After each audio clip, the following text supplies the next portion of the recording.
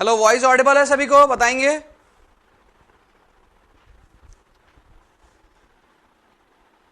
ना ओके? हाँ जी, good morning good morning good morning. चलिए, सो लास्ट क्लास के टॉपिक से ही स्टार्ट करते हैं। लास्ट क्लास का जो टॉपिक था दैट वाज क्या था? वो डबली रेनफोर्स बीम। डबली रेनफोर्स बीम क्या होती है, कैसे बिहेव करती है, उसके एनालिसिस को किस तरह से किया जाता है, वो सभी पार्ट हमने कल देखा था। तो आई होप कि कल वाला पार्ट आप सभी को समझ में आया होगा, है ना? मुझे लगता है कि सभी को समझ में आया होगा। तो हमने देखा analysis of Dabali reinforce beam. तो मैंने आप लोग को कहा था प्रोसीजर लिखना है आपको। किसका प्रोसीजर लिखना है? डबली रेनफोर्स बीम का। तो डबली रेनफोर्स बीम का सभी ने प्रोसीजर लिखा होगा, मुझे ऐसा लगता है ना? So let me check first कि क्या लिखा है आप लोगों ने। सो आपने लिखा है प्रोसीजर ऑफ एनालिसिस। एनालिसिस करने का प्रोसीजर लिखा है किसका? डबली रेनफोर्स बीम का।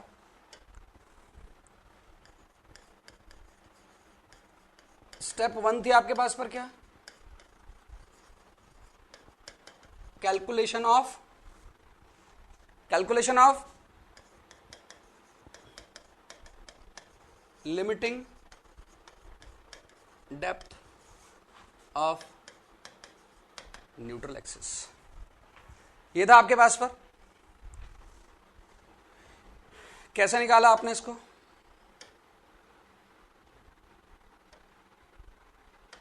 आपने निकाला x u limit is equal to, या तो 0.53d से निकाला, या तो 0.48d से निकाला, या तो 0.46d से निकाला। किस ग्रेड के लिए ये मैंने बताऊंगा, ये आपको पता है। नेक्स्ट स्टेप 2 क्या किया आपने? स्टेप 2 में क्या किया बाबा बताएंगे?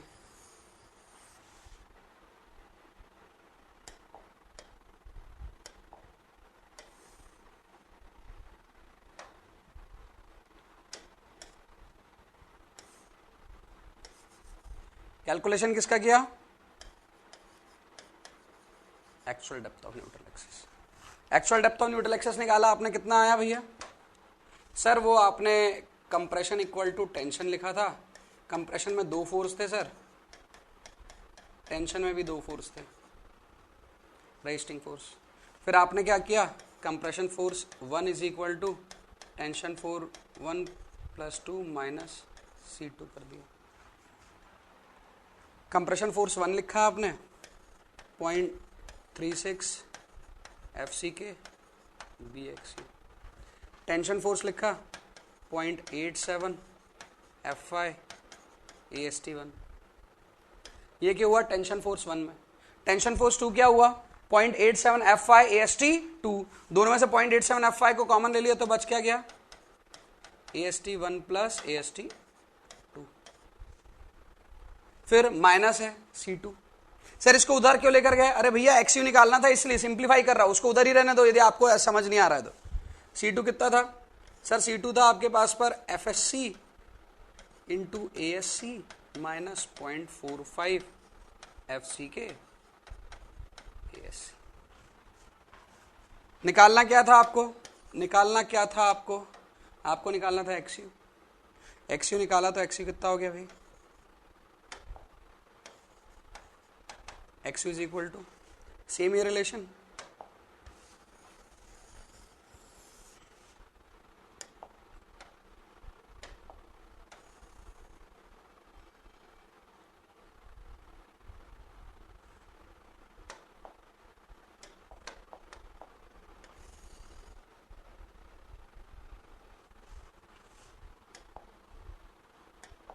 Upon 0.36 FCK B।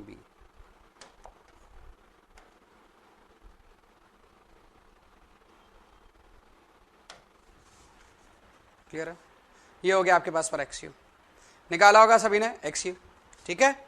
चलिए इस तरह से XU निकाले अपन ने। नेक्स्ट स्टेप पर पहुंचते हैं अपन। नेक्स्ट स्टेप क्या थी आपके पास पर? सर नेक्स्ट स्टेप थी आपके पास पर, स्टेप 3 थी वो था सर टाइप ऑफ सेक्शन या चेकिंग सेक्शन। तो इस पर क्या था, यदि एक्स यू लेस देन होता है एक्स यू लिमिट, मैं नहीं लिख रहा हूं सेक्शन कौन सा होगा, वो आप लोग को पता है, एक्स यू इक्वल टू होगा x u limit x you greater than होगा एक्स यू। तो आपको पता है सेक्शन को क्या कहते हैं। नेक्स्ट हम आते हैं स्टेप 4 में, calculation of movement of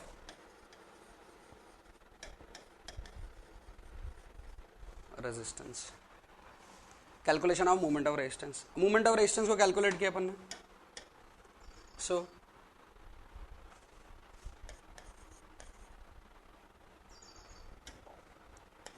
MOR from compression. क्या होता है भाई MOR from compression? Sir compression force 1 into liver arm 1 plus compression force 2 into liver arm 2। क्या डेटा पता है इसका? हाँ सर पता है। कंप्रेशन फोर्स 1 का क्या डेटा है सर? 0.36 FCK BXU, यह है कंप्रेशन फोर्स 1। लिवर आर्म क्या था सर? यहां पर था D minus 0.42 XU। Next C2 कितना था सर? C2 था FSC into ASC minus 0.45 FCK into ASC, ये था। हाँ भाई लिवर आर्म 2 क्या था सर? लिवर आर्म 2 था D minus D dash. D dash क्या था सर? इफेक्टिव कवर था। ये हो गया आपके पास सर कंप्रेशन से movement. Next movement of resistance from tension. क्या होगा भाई सर? इसमें फर्क सिर्फ आएगा लिवर आर्म में। किस में आएगा फर्क? सिर्फ लिवर आर्म में। तो सर हो जाएगा ये tension force 1 into liver arm 1 plus tension force 2 into liver arm 2। Tension force 1 कितना है सर? सेम है 0.87 FY AST1। लिवर आर्म कितना है? D minus 0.42 plus tension force 2 कितना है? 0.87 FY AST2। लिवर आर्म कितना है sir? Same D minus D dash. Clear है सभी को? सभी को क्लियर है?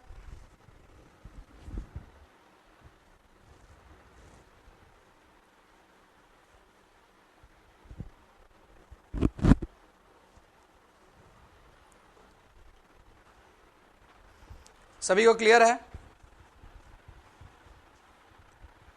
हाँ जी, ये थी स्टेप, देख लीजिएगा। जिसने कल लिखी होगी वो यहां तक कि मैंने लिखाया था और ये आज लिखाया है। ठीक है,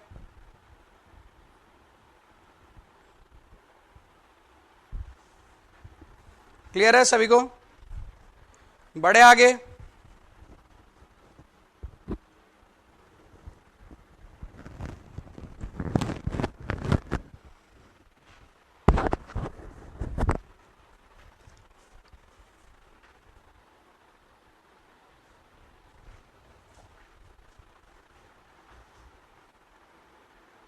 ठीक है,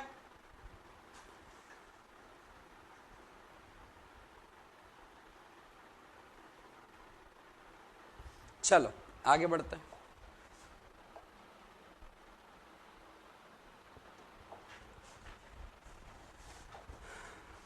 तो एक अपन देखते हैं problem.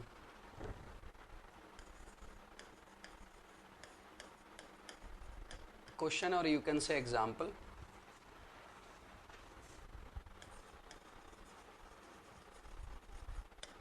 Calculate the movement of resistance of a given beam. Okay, first beam है,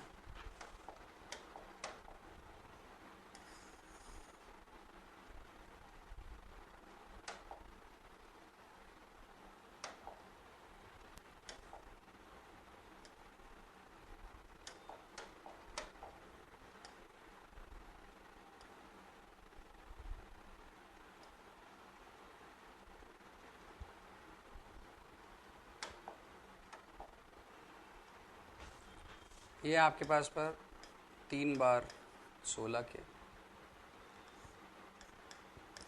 this is width, this is overall depth. ठीक है,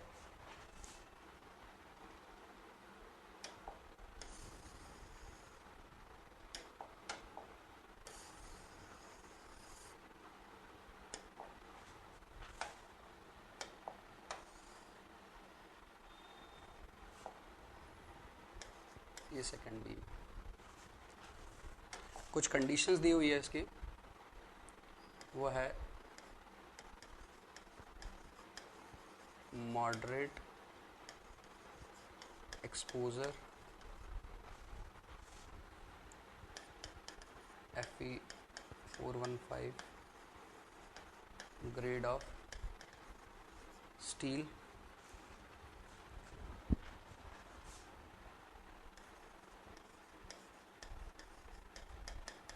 effective cover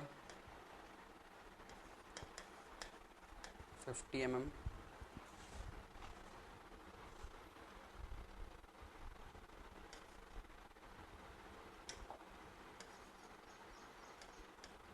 B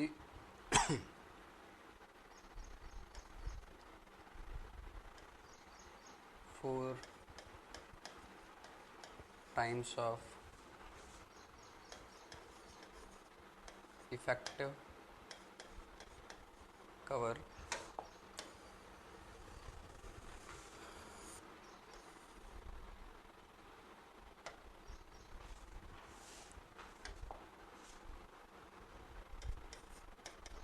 D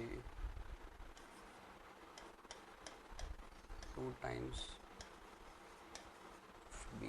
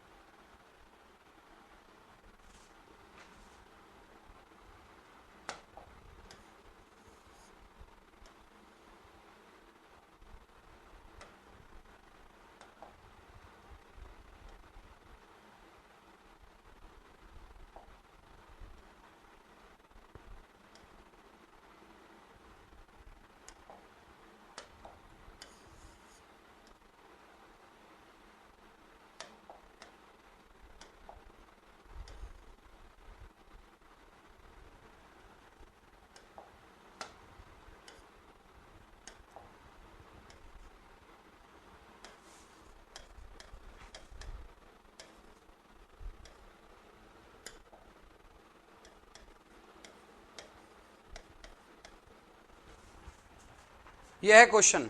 I think सब विजिबल है आप लोग को, सब कुछ विजिबल है? किसी को कुछ डाउट है? विजिबल नहीं है तो वो बताए।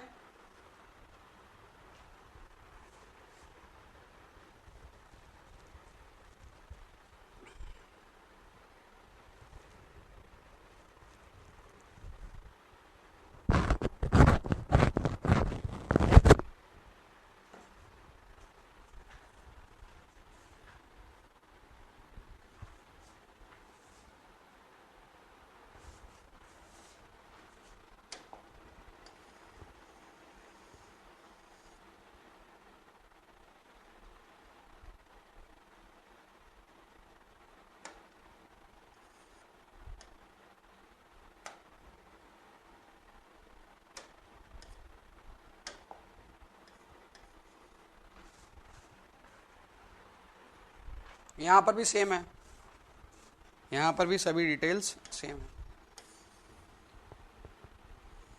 देखिए सॉल्व क्लास में करना होगा, ये नहीं कि सर आप दे दीजिए हम लोग कर लेंगे सर इसको, आप आगे पढ़ाइए, क्योंकि मैं तो आगे पढ़ाऊंगा ही, मुझे आगे ही पढ़ाना है। कहीं ऐसा ना हो कि मैं आगे पढ़ाने लगा और आप पीछे से भूल गए सब कुछ।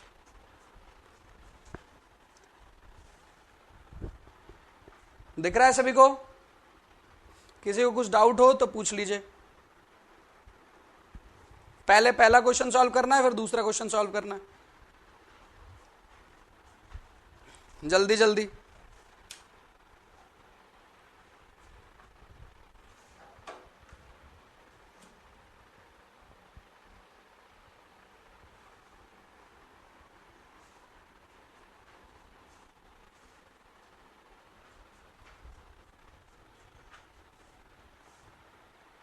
बिल्कुल दोनों में कवर सेम है।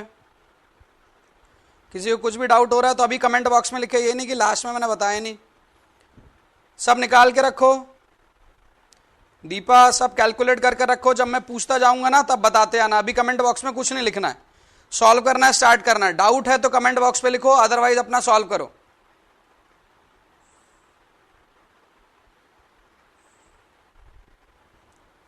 सर सिंगली से सॉल्व होगा या डबली से? भाई जो दिख रही भी हूं उसको उसके अकॉर्डिंग करो सॉल्व।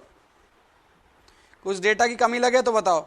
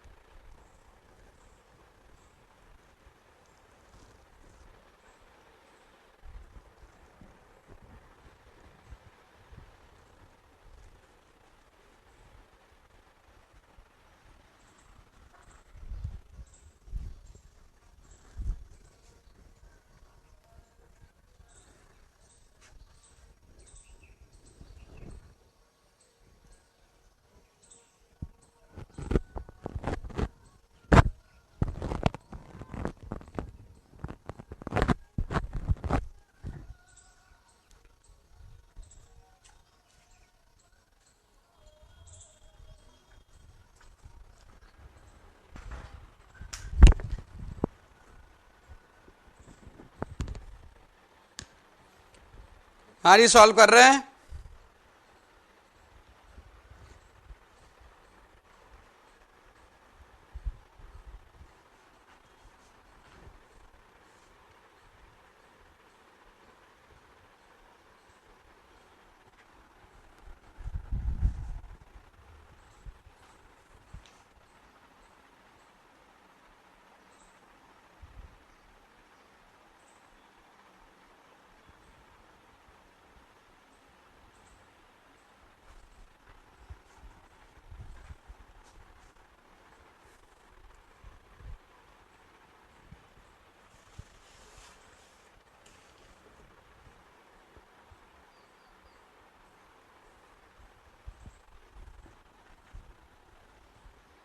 फर्स्ट हो गया, सेकंड करो। फर्स्ट हो गया, सेकंड करो।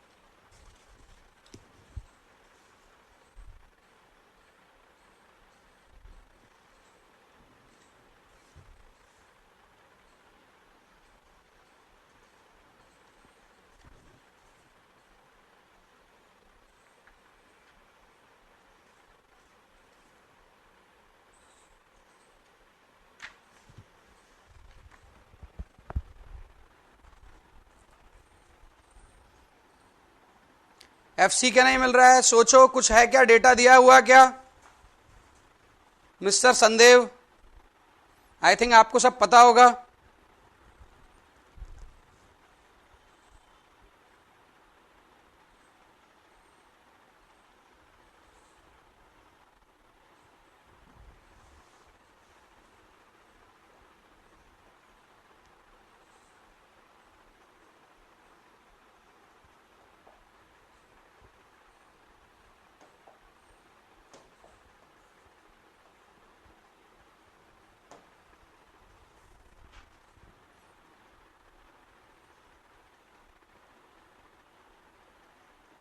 अरे भैया मनीष, पहले ये काम कर लो यार, स्लाइड एक बार देखना है,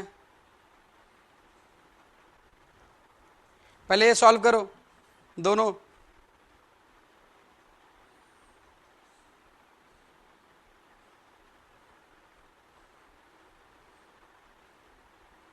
चलिए मैं सॉल्व कर रहा हूं पहला क्वेश्चन। ओके, डेटा डेटा लिखता हूं मैं, क्योंकि अभी मेंस के लिए पेपर तो लिखना नहीं है अपने को।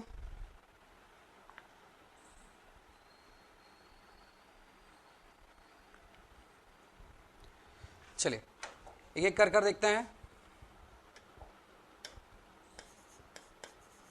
मेंस के लिए रहेगा तो मैं ही आपको आरसीसी करवाऊंगा। कैसे मेंस का पेपर लिखते हैं, मेंस के पेपर में कैसे कैसे लिखते हैं, कितने टाइम में लिखते हैं, क्या लिखते हैं, क्या छोड़ते हैं, वो सब चीज़ें बताऊंगा। जैसा अभी मेंस का होने वाला है तो उसमें मैं क्लास लूंगा अभी। तो XU लिमिट निकाला हमने, ग्रेड क्या दिया है 415, ओवरऑल डेप्थ। अब डेप्थ को निकालना है, हो सकता है किसी को ये निकालना ना आ रहा हो, तो पहले तो मैं वो बताता हूं आपको। चलिए यहां पर देखते हैं, विड्थ कितना दिया है 4 times of effective cover, 4 times of effective cover. Effective cover कितना है 50, that is 200 mm। Overall depth कितना है 2 times of b, 2 times of b, b कितना है 200 mm, that is 400 mm। So effective depth कितना आ जाएगा अपने काम का, इफेक्टिव डेप्थ कितना हो जाएगा सर? वो हो जाता है capital D minus effective cover. Capital D कितना 400 माइनस इफेक्टिव कवर कितना था 50, दैट इज 350 mm। ठीक है, हमको दे रखा है क्या, ये भी काम की चीज, क्या दे रखा है मॉडरेट एक्सपोजर। मॉडरेट एक्सपोजर दिया है तो यहां से दो चीजें काम की आती है। बीम दिया है तो एक तो कवर आता है काम का यहां से, जो कि 25 mm का होगा क्लियर कवर, है ना। अपने को दिया है 50 mm का इफेक्टिव कवर, दोनों में फर्क होता है। एक चीज ये कि वहां से क्लियर कवर आता है मिनिमम, और दूसरा चीज वहां से देखने को मिलता है ग्रेड ऑफ कंक्रीट। तो आपके पास पर माइल्ड एक्सपोजर कंडीशन में था M20, M20 से बढ़ता है 20, 25, 30, 35, 40। तो हम पहुंचे सेकंड मॉडरेट पर। मॉडरेट पर कितना है ग्रेड ऑफ कंक्रीट M25। तो आपको ये भी पता चल गया। नाउ अब इसके बाद फिर आगे सॉल्व करना है, इसके बाद फिर आगे सॉल्व करना है, ठीक है।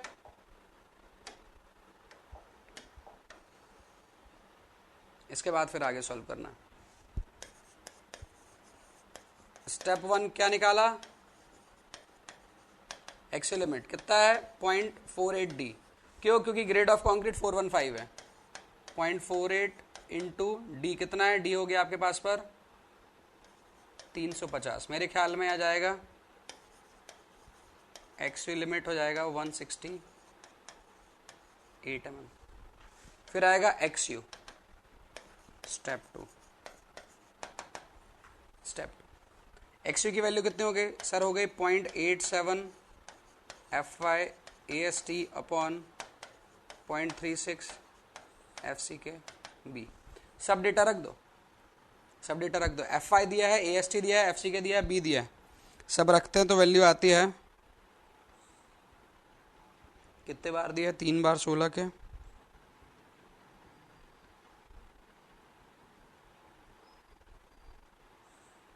आ जाता है 120 mm। ठीक है। स्टेप 3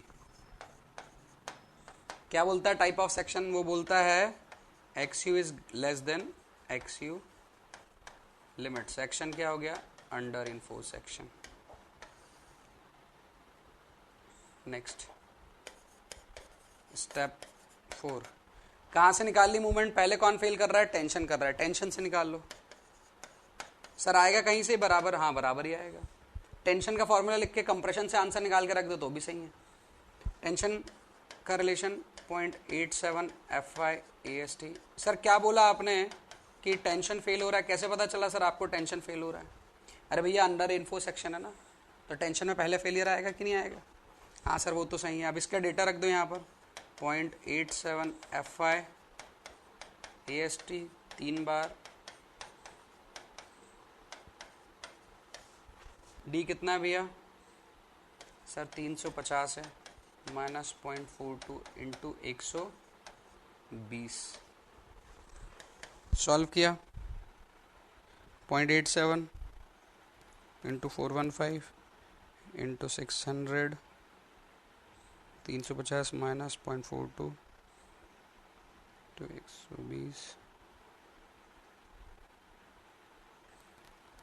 ये हो गया 64.9 किलो न्यूटन मीटर। ये आ गया moment of resistance from tension. आप चाहे कंप्रेशन से निकाल लो, लिमिटिंग मोमेंट ज़्यादा ही होगी इससे, ये अपने को पता चल गया। पहला क्वेश्चन आई गेस कि सभी का सॉल्व हो गया होगा, इसी के आसपास का आंसर आ रहा होगा। ठीक है, ठीक है, सभी का आ रहा है इसी के आसपास का आंसर। जिसका नहीं आ रहा है वो देख ले भाई क्या गलती हुई है क्या नहीं हुई है, कैलकुलेटर चलाने में मिस्टेक हो रही है। सर ये सॉल्व क्यों करवा रहे हैं, ये तो आएगा नहीं एग्जाम में। इससे आपकी अंडरस्टैंडिंग बढ़ती है, हर स्टेप की चीज़ें याद होती है आपको। ओके, नेक्स्ट स्टेप पर नेक्स्ट क्वेश्चन देखते हैं। Okay, if you want to take screenshot ले लो, क्योंकि पहले वाले क्वेश्चन का तो ले लिया होगा, ये चारों स्टेप पर। ठीक है, चलो भाई आगे बढ़ते हैं, सेकंड क्वेश्चन देखते हैं। अभी मत बोलना इसका स्क्रीनशॉट लेने के लिए वापस से रुकना है, अभी लेना है जल्दी से ले लो, क्योंकि सॉल्यूशन है इसका, ज़रूरी नहीं है आपको बनना चाहिए क्लास में। चलिए ले लिया होगा, अपन आते हैं दूसरे क्वेश्चन पर। ये था हमारा क्वेश्चन। ठीक है, इस क्वेश्चन के अंदर पर क्या क्या दिया है उसको देख लेते हैं। सेम पिछले वाले क्वेश्चन जैसा था, तो विड्थ क्या हो जाएगी 200 mm, डेप्थ हो जाएगी कितनी 400 mm, इफेक्टिव डेप्थ हो जाएगी कितनी 350 mm, इफेक्टिव कवर जिसको डी डैश बोलते हैं कितना हो जाएगा 50 mm, एफएससी कितना हो जाएगा, दिया हुआ एफएससी 352 मेगा पास्कल। नेक्स्ट आपको दिया हुआ है ASC, यह है area of steel in compression. इसको क्या बोलेंगे, इसको क्या बोलेंगे, area of steel in compression. तो ASC दिया हुआ है, कितना दिया है सर, दिए हैं 2 बार 16 mm के, 400 mm का स्टील दिया हुआ है। फिर ये पूरा मिलाकर किस जोन में लगा है सर, ये टेंशन जोन में लगा है। मतलब ये क्या है आपके पास पर, दिस इज AST। सर अलग अलग सरिया दिया है, तो कोई AST1 और कोई AST2 है क्या? नहीं, मैंने लिखा है क्या? नहीं लिखा। आप बता नहीं सकते AST1 होगा AST2 होगा, आप सिर्फ इतना लिख सकते हैं कि सर सब टेंशन में लगा है तो AST है। AST है कितना है भाई, 2 बार है 12 mm के, प्लस 3 बार है 16 mm के। ओके सर, हमने तो AST के बारे में ये भी पढ़ रखा है, क्या पढ़ रखा है भाई sir, AST is equal to AST1 plus AST2 होता है। हाँ भाई पढ़ रखा है सर, इससे इक्वेट करें तो ये AST1 और वो AST2 हो जाएगा। अच्छा ऐसा है क्या, इसको आगे पीछे लिख देता तो सर, ऊपर वो लगा इसलिए वो AST1, ऐसा कहीं मैंने बताया कि ऊपर वाला AST1 नीचे वाला AST2, ऐसा कुछ बताया क्या? नहीं बताया ना। तो अपनी मनगढ़ंत कहानियों से कोई निष्कर्ष नहीं निकाले। AST1 AST2 का डेटा कभी भी किसी भी क्वेश्चन में नहीं दिया रहता, जो दिया रहता है वो सिर्फ AST। सर हमें तो लगा कि ये वाला AST होगा, अरे कैसे लग गया होगा भैया, ये तो कंप्रेशन जोन में लगा है ना। ये बीम जो है आपके पास पर, ये जो बीम है इस पर this is compression, this is tension zone, तो वो कंप्रेशन जोन का स्टील है। आ रही है बात समझ में? किसी को यहां तक डाउट, किसी को यहां तक डाउट है तो बताएं, कोई है भैया?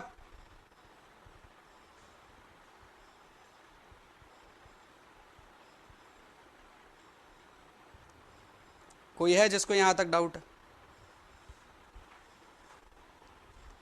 चलिए आप करते हैं एक एक कर स्टेप सॉल्व।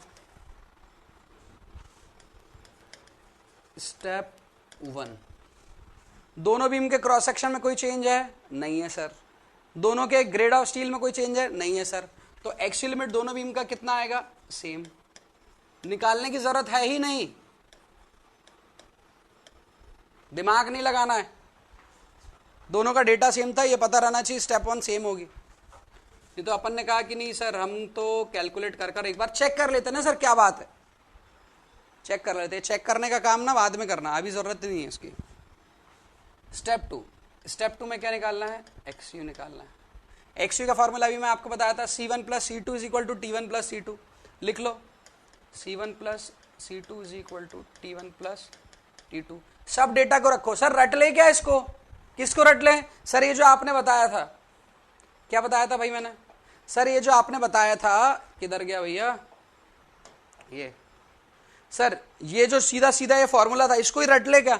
अरे इसको रटने में टाइम लगेगा ना, मेहनत लगेगी ना। जब आपने सब कुछ C1 C2 T1 T2 सबकी वैल्यू याद है तो वही याद रखो, सीधा डेटा पुट करो और निकालो। ये रटोगे ना तो पता चला कि XYZ पढ़ रखा है अलग अलग और तीनों का कॉम्बिनेशन अलग से याद रख रहे हो, कोई मतलब नहीं है ना। चलिए तो यहां पर अपन रखते हैं रिलेशन में, तो जो आप XU का रिलेशन निकालेंगे वो क्या आएगा भाई? सर वो आएगा 0.8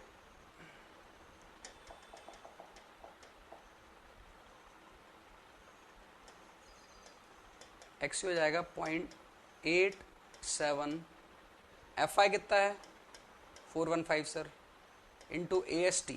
अब AST कितना है? AST आपके पास पर 2 12 के हैं, मतलब ये हो गए कितने? 228 हो गए, और 3 16 के हैं तो हो गए आपके 600 600 और 200 800 828 mm के आसपास, अराउंड 828 mm के आसपास का सरिया। ये इन सबको ऐड कर रहा हूं मैं, है ना। ये एक सरिया होता है 12 mm का, एक सरिया होता है 114 mm का। सर हम रख ही देते हैं डेटा। अरे भाई कितनी चीजें याद रखोगे, कितनी बार कैलकुलेट करोगे? अब ये भी बात होती है, ये सरिया याद ही रखना है अपने को। सिविल इंजीनियर है, पता तो रहे एक सरिये का आपका क्रॉस सेक्शन कितना हो रहा है, साइड पर ही कैलकुलेटर कर कर निकाल रहे हैं वहां पर। एक 12 mm का सरिया का 1 मीटर में लेंथ, 1 मीटर की लेंथ में कितना वजन होता है वो भी पता रहना चाहिए अपने को। रटने वाली बात नहीं है ये, बस बात ऐसी है कि सिविल इंजीनियर की बेसिक चीजें पता रहनी चाहिए। चलिए तो ये 12 mm का एक सरिया 114 mm का होता है तो 2 लगाए तो 228 हो गया, और ये 16 mm का एक सरिया होता है 200 mm का तो 3 लगाए तो 600 हो गया, ऐड कर दिए 828 हो गया। ठीक है, फिर क्या करना है अपने को? ये हो गया C1, ये तो हुआ आपके पास पर T1 हुआ, T1 T2 दोनों कर दिया अपन ने, है ना, minus FSC 352 FSC into ASC। ASC कितना है भैया? ASC कितना है? ASC sir 400 mm minus 0.45 minus 0.45। FC के कितना है आपके पास पर? FC के है सर 25 mm, 0.45 FC के इंटू ASC। ASC फिर से 400,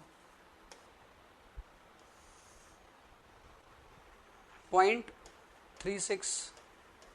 FC के कितना? 20। विड्थ कितनी? 200। ठीक है, किसी को डाउट है? ये लिखने में डाउट नहीं है, जो आपने लिखा है और मैंने लिखा है दोनों सेम ही आने वाला है answer.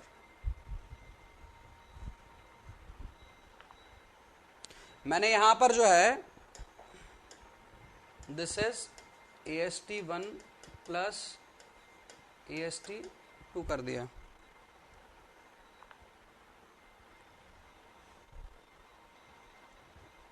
(415) into 828 minus 352 into 400 minus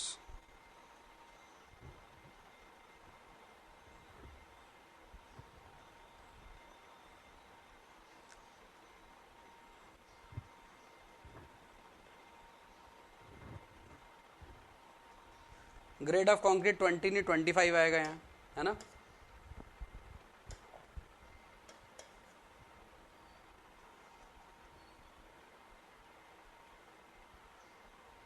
तो XU आ गया आपके पास पर 90 mm आ रहा है भाई। XU 90 mm बताएंगे।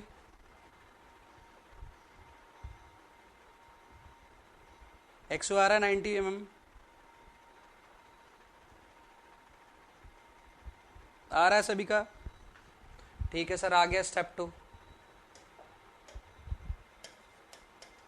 स्टेप 3 क्या हो जाएगा? XU is less than XU limit 168 से तो कम ही है, सेक्शन हो गया अंडर इन्फोर्स्ड। अब क्या निकालेंगे? Movement of resistance. सर कहाँ से निकाले? अब बात आती कहाँ से निकाले। सर आप टेंशन से निकालने की बात करते क्योंकि सेक्शन टेंशन से फेल कर रहा है। देखो अब भी बताया था मैंने, सिखाया था, अब भी सिखाया था। अब ऐसा नहीं है कि एक चीज़ आज सिखाया कल दूसरी चीज़ सिखा रहा हूँ और पुरानी बारे में मैं बात ही नहीं कर रहा हूँ क्योंकि कंसेप्ट चेंज हो गया है। और ये भी नहीं बता रहा हूँ कि पिछला कंसेप्ट यहाँ काम में नहीं आएगा, आएगा भाई काम में, है ना। ऐसा नहीं कि कल कुछ और आज कुछ और, ये भी काम में आएगा। T1 into liver arm 1 plus T2 into liver arm 2। T1 के अंदर होता है 0.87 FY AST1 जो दिया नहीं है, AST1 नहीं दिया है। T2 में होता है 0.87 FY AST2 जो दिया नहीं है। अब ऐसा नहीं सर AST1 AST2 कॉमन लेंगे, दोनों को लिख देंगे AST, वो हो नहीं सकता, मैथमेटिकली पॉसिबल नहीं। फिर क्या करें सर? सर इसको सॉल्व नहीं करेंगे क्या? अरे सॉल्व हो सकता है, AST1 AST2 अलग से निकाले जा सकते हैं, सीख कर कोई मतलब नहीं है, क्योंकि एग्जाम में जिसको आता है और जो कंप्रेशन से निकालता है दोनों को नंबर सेम ही मिल रहे हैं। हमें एग्जाम क्वालिफाई करना है, हमें ना एग्जाम क्वालिफाई करना, वहां दिखाना नहीं मेरे को सब आता, दुनिया जहान की चीजें आती है, एफिल टावर मैंने बनाया है ना पिछले जन्म में। ये सब काम नहीं करना है अपने को। अपना काम है कि अपने को जो भी क्वेश्चन पूछा गया है उसका सरल तरीके से जो आंसर निकालने के तरीका हो सकता है वो याद रहे। अपने को ये भी पता है कि जब इन दोनों को ऐड करने के बाद जो वैल्यू आएगी ये टेंशन से है, और जो यहां से आएगी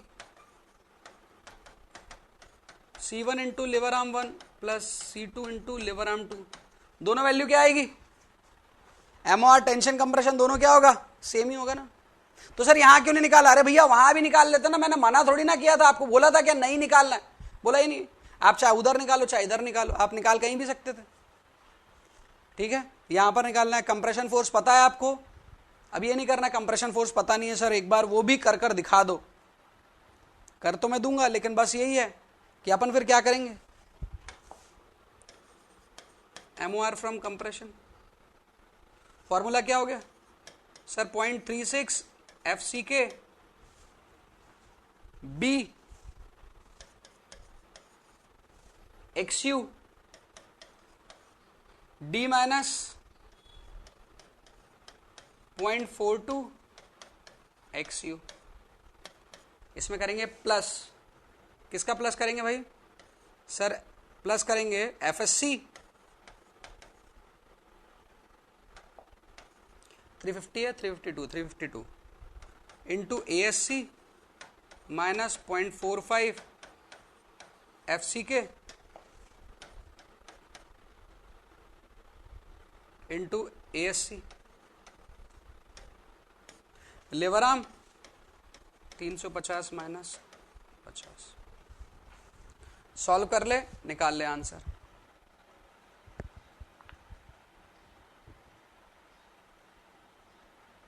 .36 FCK B XU D minus 0.42 XU plus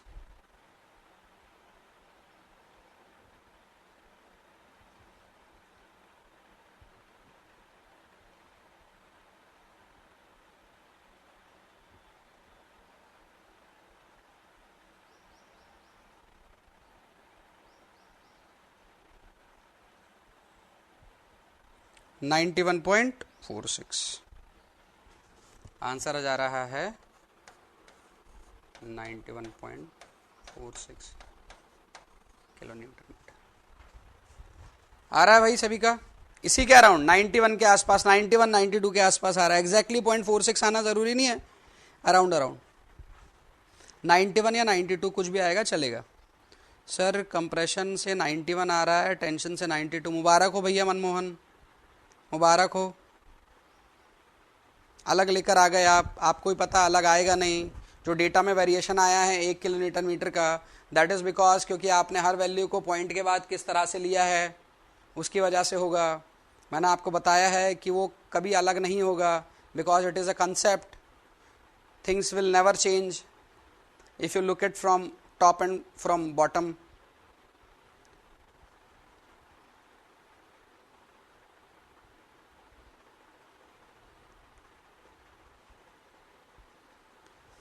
कहाँ से क्या लेंगे भैया मिस्टर AY, कहाँ से क्या लेंगे?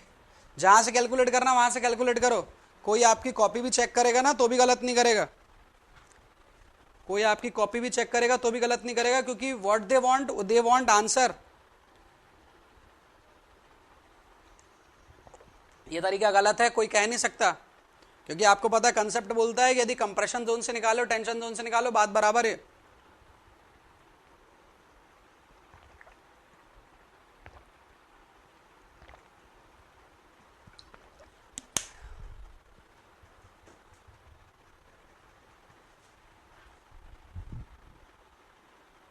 बिल्कुल मनमोहन, अब थोड़ी बात सही की है तुमने। एग्जामिनर को तो MOR चाहिए, गब्बर सिंह को क्या चाहिए? जय और वीलू की लाश चाहिए। अब वो कालिया मारे, सांबा मारे या ठाकुर खुद बंदूक उठा के चला ले, उसको उन दोनों की लाश से मतलब है। तो एग्जामिनर को इस MOR से मतलब है, चाहे आप इस रिलेशन से निकालो चाहे पिछले रिलेशन से निकालो, या फॉर्मूला लिखकर डायरेक्ट वैल्यू पड़ोसी से पूछ के लिख दो। सारी बात समझ में, ठीक है।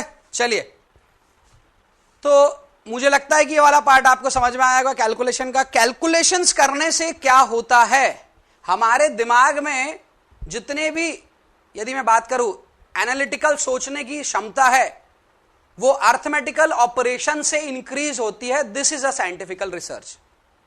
मतलब जब आप गणित के, मैथ्स के या एप्टीट्यूड के या रीजनिंग के क्वेश्चन जब सॉल्व करते हैं तो आपके सोचने की क्षमता और उसका दायरा बढ़ता है। दैट्स वाई सभी एग्जाम्स में इंडिया में एप्टीट्यूड, रीजनिंग और थोड़ी बहुत मैथ्स को पूछा जाता है। कारण यही है, इससे ये जाना जाता है कि ये जो व्यक्ति है जिसका हम सिलेक्शन कर रहे हैं, कल को इसे कोई भी कार्य दिया जाएगा, कोई भी काम दिया जाएगा, तो इसका ब्रेन खुला हुआ रहेगा या नहीं रहेगा। पहले, आज से काफी साल पहले इस टेस्ट को इस तरह से नहीं किया जाता था। आप आगे फ्यूचर में कैसे परफॉर्म करोगे इसको ऐसे पता नहीं किया जाता था, पता किया जाता था आपके IQ लेवल से कि इसका कितना IQ लेवल है। लेकिन समय के साथ यह भी पता चला कि IQ लेवल जो है एक पर्टिकुलर समाज के, एक पर्टिकुलर व्यक्ति का ज्यादा होगा, एक पर्टिकुलर समाज के एक पर्टिकुलर व्यक्ति का कम होगा। जैसे अमेरिका में देखा गया तो जितने व्हाइट पीपल है उनका IQ ज्यादा दिख रहा है, और जितने आपके पास पर नीग्रोस है या आपके साउथ अफ्रीकन अमेरिकन जो है उनका IQ थोड़ा कम आ रहा है। तो ये एक तरह का पार्शियलिटी होने लगी। तो उन्होंने इस तरह के सिस्टम को बंद कर उन्होंने भी इसी तरह का एप्टीट्यूड, रीजनिंग, मैथमेटिक्स को इन्वॉल्व किया। वही चीज हम लोग भी कर रहे हैं। हमने ये क्वेश्चन क्यों सॉल्व किया ये मैं बता रहा हूं। सर आने वाला क्वेश्चन तो ऑब्जेक्टिव है, ऑब्जेक्टिव क्वेश्चन है, लेकिन जब एक न्यूमेरिकल करते हो तो आपका ब्रेन थोड़ा और खुलता है, वो बंद नहीं होता है, वो और खुलता है। यदि वो और खुलेगा तो अब आप आपके उस दिमाग में और भी छोटे छोटे डेटा डाल सकते हो। 2-4 और क्वेश्चन करो और आपका सोचने का क्षमता बढ़ेगा। क्लियर है बात? चलिए, तो इसलिए मैंने इस न्यूमेरिकल को आपको करवाया ताकि आप लोग को मैं कुछ और डेटा जो मैं देने वाला हूं वो डेटा लेने के लिए मानसिक संतुलन बरकरार रहे आपका। सुबह सुबह ऐसा ना लगे कि सर चाय पीने की जरूरत पड़ रही है ना। चलिए, तो दिस इज ऑल अबाउट। यदि मैं बात करता हूं तो हमने सिंगली का और डबली का क्वेश्चन एक साथ किया, कंपेयर किया, क्या होना चाहिए, कैसा होना चाहिए, किस तरह की व्यवस्था होनी चाहिए, वो सब चीजें अपन ने देखा। नेक्स्ट यदि मैं बात करता हूं सिंगली और डबली बीम के अंदर पर, तो हम जानते हैं कुछ डिफरेंसेस किसके, सिंगली और डबली के। लेकिन उसके पहले कुछ बहुत सारी इंपॉर्टेंट चीजें जो हमें जानना बहुत जरूरी है। वो जानना हमें बहुत जरूरी क्या है, स्ट्रेन को। किसको? स्ट्रेन को। सर स्ट्रेन को क्यों जानना है? हमने एक टर्म का इस्तेमाल किया था, आप सभी को याद है, वो है FSC। याद है, किया था FSC का? हाँ सर किया था। क्या होता है FSC भाई? मनमोहन, क्या होता है FSC? सर वो होता है स्ट्रेस, एफ मतलब होता है सर स्ट्रेस या स्ट्रेंथ, और एस वहां बोलने का मतलब था स्टील, और सी बोलने का था कंप्रेशन, मतलब stress in steel under compression, ये बात थी। क्या उसकी वैल्यू को मैंने आपको दिया या बताया स्टील 0.87 F5 से डायरेक्ट निकाल लो? नहीं सर, आपने कहा कि वो वैल्यू दी है आपको। क्यों बोला था मैंने आपको? क्योंकि सर आपने बताया था कि टेंशन का जो स्टील है, क्या बताया था मैंने? टेंशन का जो स्टील है उसे टेंशन में पूरे स्ट्रेन को रेजिस्ट करना है, जितना भी स्ट्रेन आएगा उस पूरे स्ट्रेन के अगेंस्ट पर स्ट्रेस इंड्यूस करेगा कौन? टेंशन का स्टील। लेकिन कंप्रेशन का स्टील अकेला ये काम नहीं करेगा, क्योंकि जो स्ट्रेन आएगा टेंशन में वही स्ट्रेन आएगा कंप्रेशन में, कंप्रेसिव स्ट्रेन। लेकिन वो जो स्ट्रेन होगा कंप्रेशन जोन का, उसे उसके अगेंस्ट पर जो स्ट्रेस इंड्यूस करेगा, वहां पर दो मटेरियल इंड्यूस करेंगे, एक है कंक्रीट और एक है स्टील। तो जितना स्ट्रेस्ड होगा टेंशन जोन का स्टील, उतना स्ट्रेस्ड नहीं होगा कंप्रेशन जोन का स्टील। यदि टेंशन जोन का स्टील यील्ड करेगा तो कंप्रेशन जोन का स्टील यील्ड नहीं करेगा। यदि कंप्रेशन जोन का स्टील यील्ड करेगा तो टेंशन जोन का स्टील तो फेल हो चुका है, मतलब एक स्टेप आगे ही रहेगा कौन? टेंशन जोन का स्टील। क्योंकि टेंशन जोन के स्टील को अकेले ही पूरे स्ट्रेन के अगेंस्ट पर रेजिस्टेंस ऑफर करना है, जबकि कंप्रेशन जोन का स्टील जो है उसे अकेले स्ट्रेन के अगेंस्ट पर स्ट्रेस इंड्यूस नहीं करना है। आई है या नहीं आई है बात समझ में? बताएंगे मुझे, आई है या नहीं आई बात, ये समझ में बताएंगे। सभी लोग, जितने लोग लाइव है सभी लोग बताए यस नो।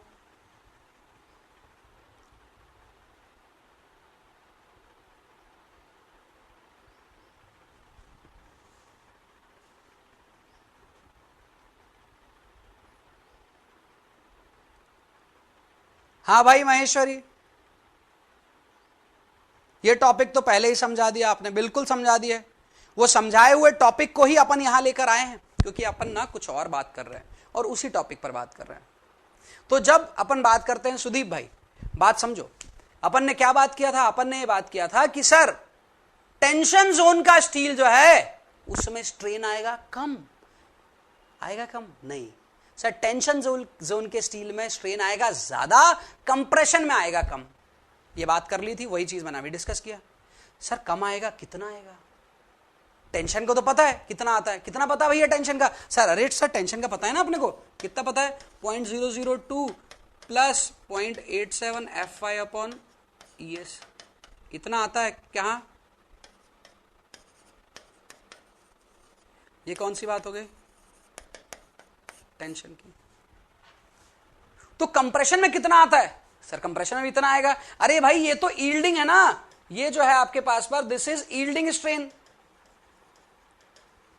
और हमें पता है यदि टेंशन यील्ड कर रहा है तो कंप्रेशन करेगा ही नहीं, कंप्रेशन इससे पीछे रहेगा, क्योंकि उसको उसके साथ पर कंक्रीट भी है जो रेजिस्टेंस ऑफर कर रहा है। तो इस वजह से कंप्रेशन जोन का स्ट्रेन कितना है ये आपको नहीं पता। आई बात समझ में? सरफराज, प्रणव, वैभव, विपिन, बात समझ में आई? कंप्रेशन जोन का स्ट्रेन कितना है ना ये आपको नहीं पता, क्योंकि आपने अजम्पशन में भी ये लिख रखा है, अजम्पशन में कंप्रेशन जोन का स्ट्रेन नहीं लिखा। ओके, सो क्या करेंगे सर? निकाल लेंगे ना, क्या दिक्कत है? निकाल लेंगे क्या? हाँ सर निकाल लेते हैं। चलिए चलिए, तो भाई अपन टॉपिक देखते हैं, क्या देखते हैं अपन topic? Strain at the level of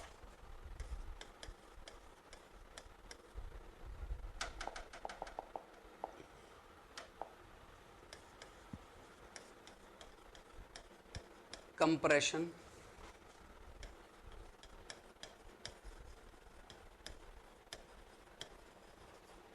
reinforcement, strain at the level of compression reinforcement. Compression reinforcement के लेवल पर स्ट्रेन कितना होगा देखते हैं।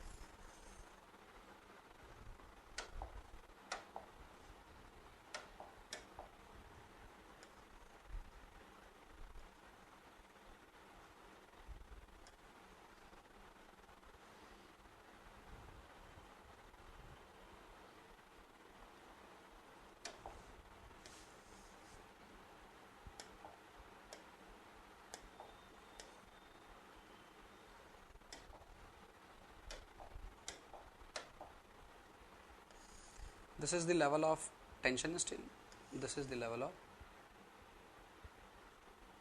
Compression steel. ठीक है, यह है लेवल किसका, कंप्रेशन स्टील का, और यह है लेवल किसका, टेंशन स्टील का। ठीक है, अब बनाते हैं अपन स्ट्रेन डायग्राम। यहां पर क्या बना रहा हूं मैं, स्ट्रेन डायग्राम। बनाइए sir strain diagram.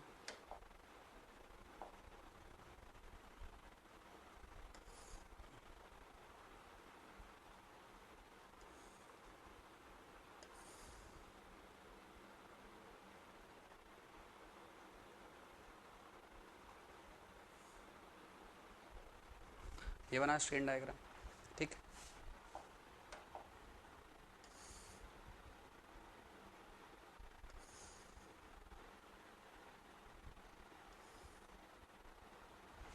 This is the neutral axis.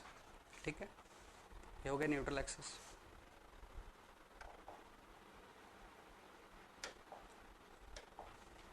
सो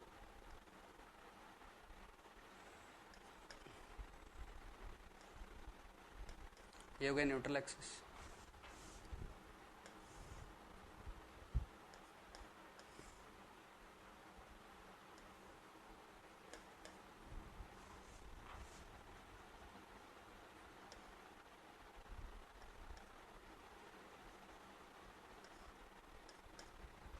अब देखिए नोटेशंस लिख रहा हूं मैं, देखेंगे बताएंगे सही है या नहीं है। इसे बोलते हैं डी, स्मॉल डी, क्लियर है, इफेक्टिव डेप्थ। इसे बोलते हैं क्या, एक्सयू लिमिट बोलते हैं, हाँ सर बोलते हैं। इसे बोलते हैं ऊपर वाले को, इसको डी डैश बोलते हैं, हाँ सर बोलते हैं। स्ट्रेन को कितना बोलते हैं यहाँ का, 0.0035 बोलते हैं, हाँ सर बोलते हैं। ये है आपके पास पर area of steel in compression, और ये है आपके पास पर area of steel in tension. कोई डाउट किसी को यहाँ तक किसी भी चीज़ में डाउट है तो बताएं। नहीं है सर किसी भी चीज़ में डाउट है क्या भैया, क्या बोल रहे हो भाई? सर आरसीसी का सिलेबस सॉइल मैकेनिक्स से भी बड़ा है क्या? नहीं भैया, बड़ा नहीं है संदेव। आरसीसी का सिलेबस बड़ा रहेगा तो कैसे काम चलेगा भाई? आरसीसी का सिलेबस नहीं। लग रहा होगा आपको कि दिन हो गए, आप देखिए आर्स कितने हुए। मैंने आपको जितने आर्स बताए थे उसी आर्स में खत्म होगा सब्जेक्ट। आप दिन से काउंट कर रहे हैं, मैं आर्स से काउंट करता हूँ, और आर्स से ही काउंट करना है। हाँ, अपनी क्लास जिस दिन 3 घंटे होगी तो फिर आपको सब्जेक्ट जल्दी खत्म होते हुए दिखेगा। ठीक है,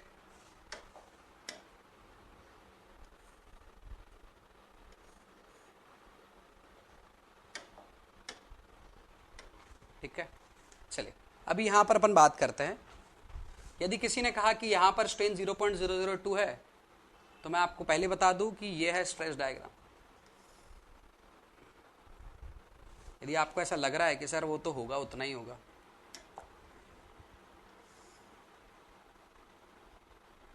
so this is the stress diagram.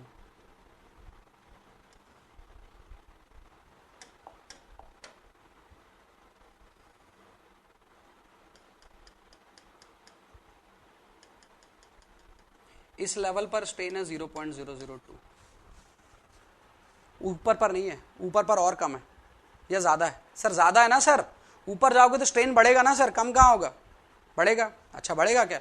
यहाँ स्ट्रेन कितना सर पता नहीं, स्ट्रेन इन कंप्रेशन स्टील है ना, CS लिख दे, स्ट्रेन इन कंप्रेशन स्टील। तो ये ध्यान रखे वो 0.002 नहीं है।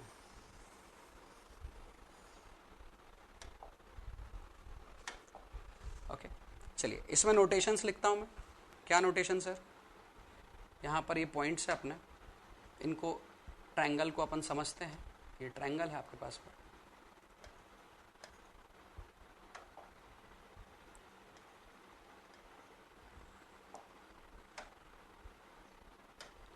दिस इज AB पहले माना ही था, इसको मान लेता हूँ XY, इसे मान लेता हूँ O। तो यहाँ पर बात करता हूँ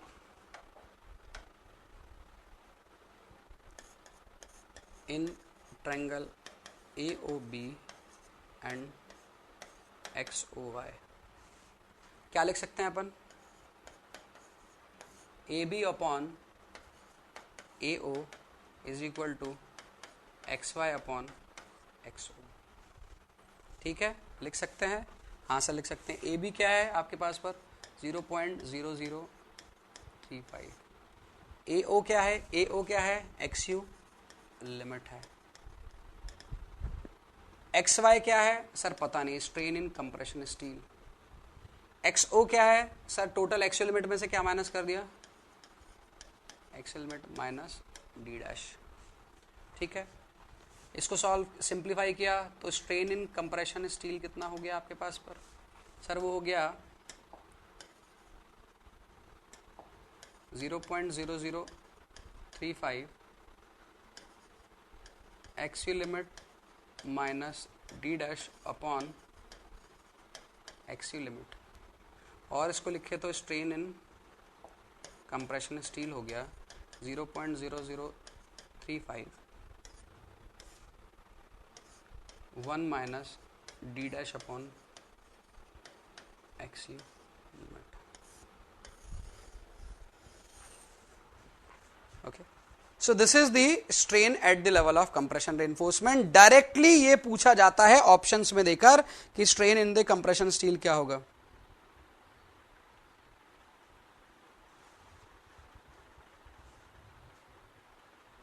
स्ट्रेन डायग्राम ऊपर तक दिख रहा है कि नहीं दिख रहा है, दिख रहा है भैया सुमित?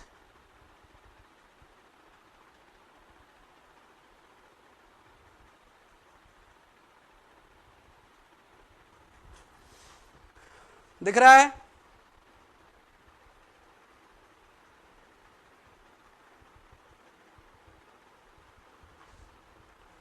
ठीक है, क्योंकि यहां का कंक्रीट रेजिस्टेंस देता है न्यूट्रल एक्सेस, ये आपके लेवल ऑफ बार के ऊपर भी और नीचे भी, लेकिन यहां पर नहीं देता, इसलिए स्ट्रेन डायग्राम यहां तक बनता है। क्लियर है? अब सर ये जो स्ट्रेन आया है उसका क्या करेंगे? सर ये जो स्ट्रेन आया उसका क्या करेंगे? जो स्ट्रेन आया है ना, उसी के बेसिस पर एक कर्व दी जाएगी जहां से आपको एफएससी की वैल्यू निकालना होगा। कर्व दिया जाएगा, कर्व से एफएससी की वैल्यू निकालना होगा। लेकिन जब हम जाते हैं कहां पर, एग्जाम में जाते हैं, तो जब यहां से क्वेश्चन आता है, जैसे पिछले क्वेश्चन में मैंने आपको एफएससी दिया था या नहीं दिया था सर? दिए थे। एग्जाम में आपको एफएससी की वैल्यू नहीं दी जाएगी सर, फिर कैसे निकालेंगे? आपको यहां से निकालना होगा क्या? स्ट्रेन। क्या निकालना होगा? स्ट्रेन। फिर सर स्ट्रेन को क्या करेंगे? वो एक टेबल देंगे। क्या देंगे? टेबल। किस तरह की टेबल रहेगी भाई? वो टेबल रहेगी कुछ इस तरह की। यहां पर लिखा रहेगा स्ट्रेन इन कंप्रेशन स्टील, बगल में लिखा रहेगा एफएससी। ठीक है, ऐसा दे रखा है 0.0021, 0.0026, 0.0031, 0.0036, 0.00 ऐसे कर दिया रहेगा स्टूडेंट। यहां पर एफएससी की वैल्यू देख रखी है, कैसा लिख रखा है एफएससी की वैल्यू? मान लो 0.8 FY, 0.82 FY, 0.83 FY, 0.84 FY। रखो यहां पर FY की वैल्यू जो भी होगी 250, 250, 415, 500 जो भी होगी उसको रखो और निकाल लो किसकी वैल्यू? एफएससी की वैल्यू। सर मान लीजिए मेरा स्ट्रेन आ रहा है, मैंने जो स्ट्रेन पिछले वाले से निकाला हुआ है 0.0033 आया, 33 आया, इसके और इसके बीच में आया,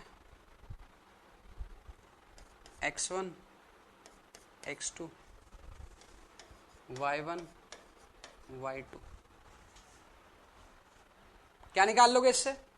यहां का स्ट्रेन दे रखा है आपको,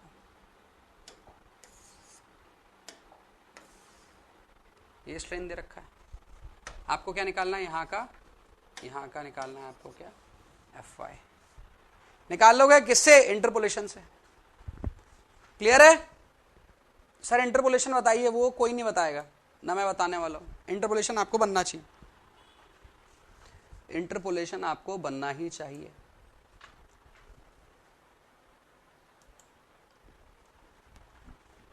ओके, चलिए।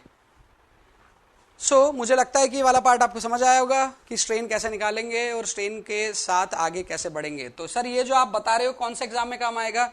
ये आएगा मेंस एग्जाम में काम। मतलब सर इसका जरूरत है अभी? नहीं बाबा अभी जरूरत नहीं है। सर किसका जरूरत है? ये इसका जरूरत है। सर इसको रट ले क्या? अरे रटोगे नहीं तो भी एग्जाम में निकाल सकते हो, देखकर निकाल सकते हो। 4 ऑप्शंस में से कुछ ऑप्शन लगभग ऐसी ही दिखेगी, बस आपको देखना आंसर क्या होने वाला है। ठीक है बात? सभी को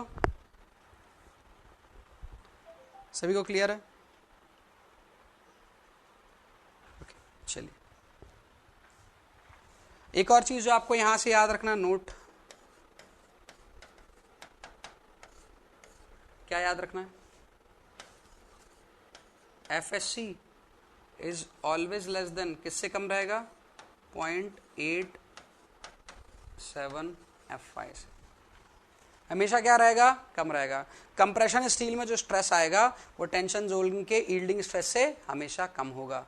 सर आइडियल कंडीशन, आइडियल मतलब सर यदि हमने मान लीजिए कंक्रीट को नेग्लेक्ट कर दिया, मान लिया कंक्रीट रेजिस्टेंस ऑफर नहीं कर रहा है, तो दोनों की यील्डिंग क्या होगी? बराबर। बॉटम में भी स्टील ही है और टॉप में कंक्रीट को हटा दिया, कहे टॉप में कंक्रीट को कंसीडर मत करो, सिर्फ स्टील को करो। मान लो ऐसा किया कभी, आइडियल कंडीशन, ऐसा तो होगा नहीं, लेकिन मान लिया ऐसा कि कंक्रीट कुछ नहीं कर रहा है, तो जितना बॉटम का स्टील कर रहा है उतना ही टॉप का स्टील भी करने वाला है। तो वैसे केस में क्या हो जाएगा कि दोनों के अंदर दोनों की यील्डिंग क्या हो जाएगी? साथ में हो जाएगी।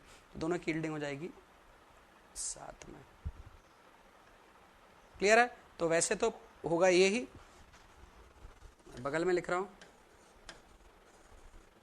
when yielding of both is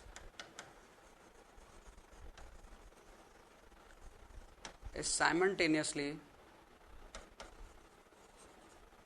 then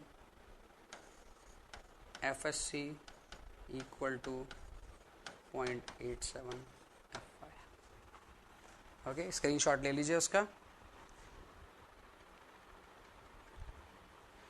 ठीक है, आगे बढ़े।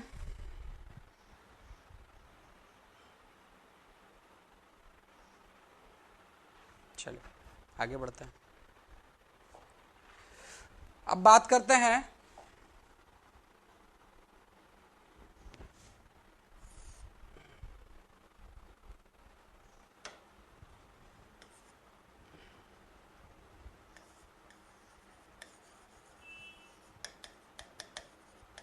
comparison of singly reinforced beam and doubly reinforced beam। Singly reinforce और डबली रेनफोर्स बीम का कंपैरिजन को समझते हैं। एक एक कर पॉइंट देखते हैं अपन।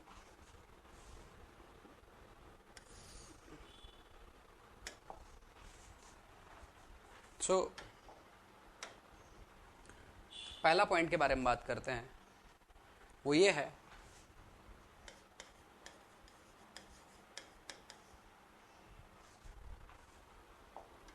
ये पॉइंट प्रैक्टिकली वाला। अभी थ्योरेटिकली बात कर रहे हैं तो प्रैक्टिकल की बात लास्ट में करेंगे। नेक्स्ट पहला हम बात करते हैं कि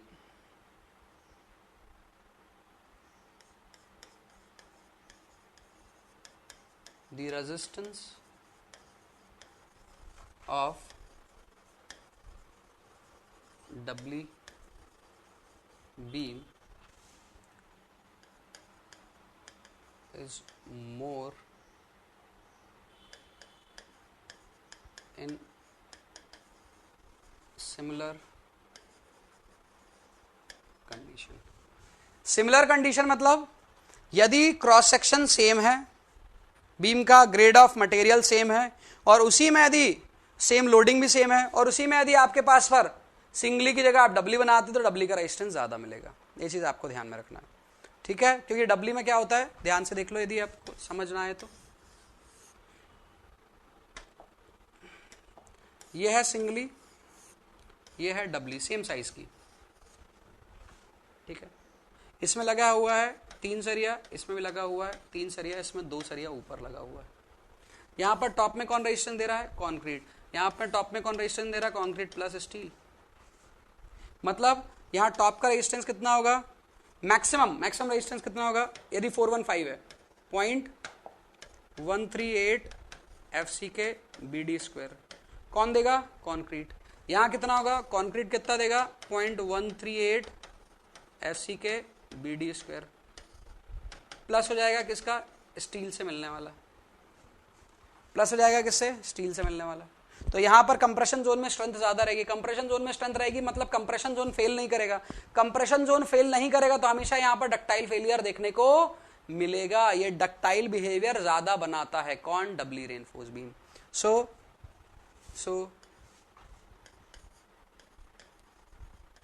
डबली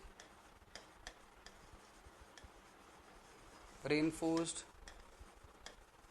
beam is more ductile। ठीक है, डबली रेनफोर्स बीम जो रहेगी वो मोर डक्टाइल रहेगी। वो आपको समझ में आ रहा है भाई। कंप्रेशन की स्ट्रेंथ जितनी ज्यादा हो जाएगी तो यहां पर आपके पास पर हो सकता है कंप्रेशन इक्वल टू, यहां पर हो सकता है compression equal to tension. Same उसी कंडीशन में यहां पर कंप्रेशन बढ़ गया टेंशन से। तो जहां पर ये बैलेंस है वहां पर ये क्या है आपके पास पर? वहां पर ये अंडर रेनफोर्स सेक्शन बना रही है। आ रही है बात समझ में? अरे आ रही है नहीं आ रही बात समझ में? बताएंगे? ठीक है, यहां से क्वेश्चन पूछे जा सकते हैं तो ध्यान रखेंगे, है ना। कंसेप्ट उधर समझाया, पॉइंट इधर लिखा है, काम का पॉइंट है इधर पर है। Next, doubly beam is very effective in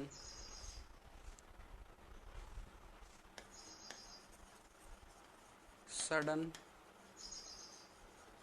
impact loading। मैंने आपको क्या कहा था? जब मैं डबली बताऊंगा तो डबली की खूबियां गिनाऊंगा ताकि आप डबली के अंदर इंटरेस्ट आए आपका। Doubly beam is very effective in sudden impact loading. Sudden impact loading में होता क्या है? ये एक सेक्शन है। कुछ लोग को थोड़ा सा ऐसा लग सकता है कि सर ये वाले पॉइंट की जगह यदि आप नेक्स्ट टॉपिक ही पढ़ा देते तो ज्यादा बेहतर रहता, क्योंकि सिलेबस में तो वो है, ये तो है ही नहीं सिलेबस में। सिलेबस में कहीं नहीं लिखा हुआ है कि कंपैरिजन पढ़ो सिंगली डबली का। सिलेबस में लिख रखा है सिंगली डबली। यदि आप टेक्स्ट बुक्स वगैरह पढ़ते हो ना तो टेक्स्ट बुक्स में भी नहीं लिखा हुआ। वो सिंगली के बाद डबली स्टार्ट करते हैं क्योंकि वो आपको एनालिसिस डिजाइन बताना चाहते हैं, इंजीनियर बनाना चाहते हैं। एग्जाम जो है ना वो नहीं चाहता, वो चाहता है कि इंजीनियर हो ना हो इन क्वेश्चन का आंसर कर दो। कर दोगे तो इंजीनियर मानूंगा, नहीं करोगे तो इंजीनियर नहीं मानूंगा। तो ये क्वेश्चन एग्जाम में पूछे जा रहे हैं जो आप लोग दे रहे हैं, इसीलिए ये ज्यादा इंपॉर्टेंट है एज कंपेयर टू डबली का एनालिसिस। क्लियर है बात मेरी?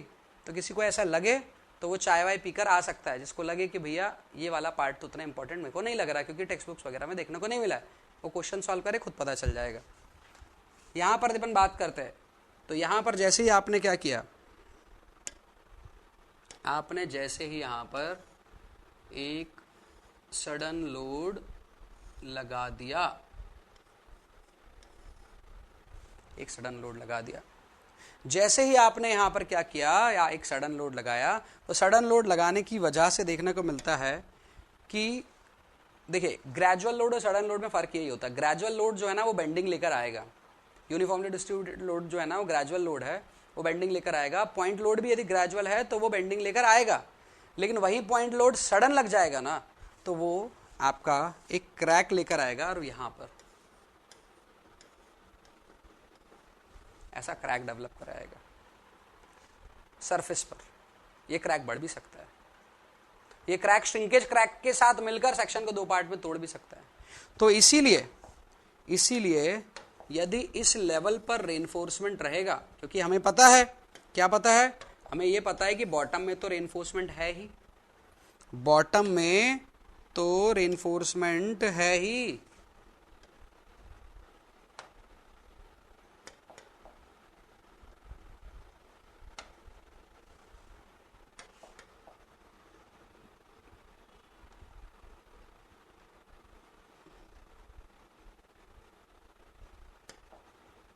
इसी को मैं बना देता हूं आगे।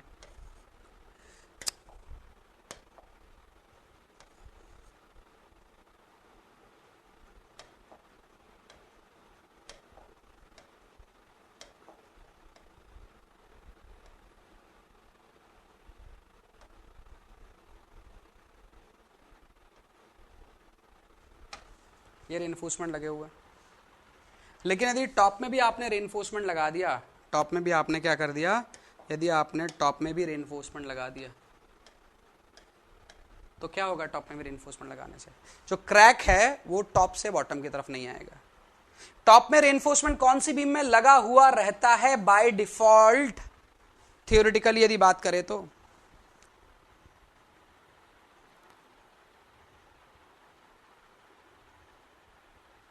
कौन सी? डबली के अंदर पर। तो डबली रेनफोर्स बीम के अंदर पर ये रहता है। अब आप में से कोई कहेंगे सर आप डबली के बारे में लिखा रहे हैं, मैंने क्या लिखा है? Comparison of singly and doubly reinforce beam. तो मैं जब डबली के बारे में लिख रहा हूं कि doubly beam is very effective in sudden impact loading, that means कि वो सिंगली नहीं करती। जो भी आप पॉइंट लिखेगा ये वही पॉइंट है जो सिंगली और डबली के बीच में डिफरेंस है। मतलब ये काम डबली करती है, ये काम डबली करती है, ये काम डबली करती है, सिंगली नहीं करती। ओके तो यहां पर आपके पास पर ये समझ आया होगा आपको कि इंपैक्ट लोडिंग में क्या होगा। नेक्स्ट,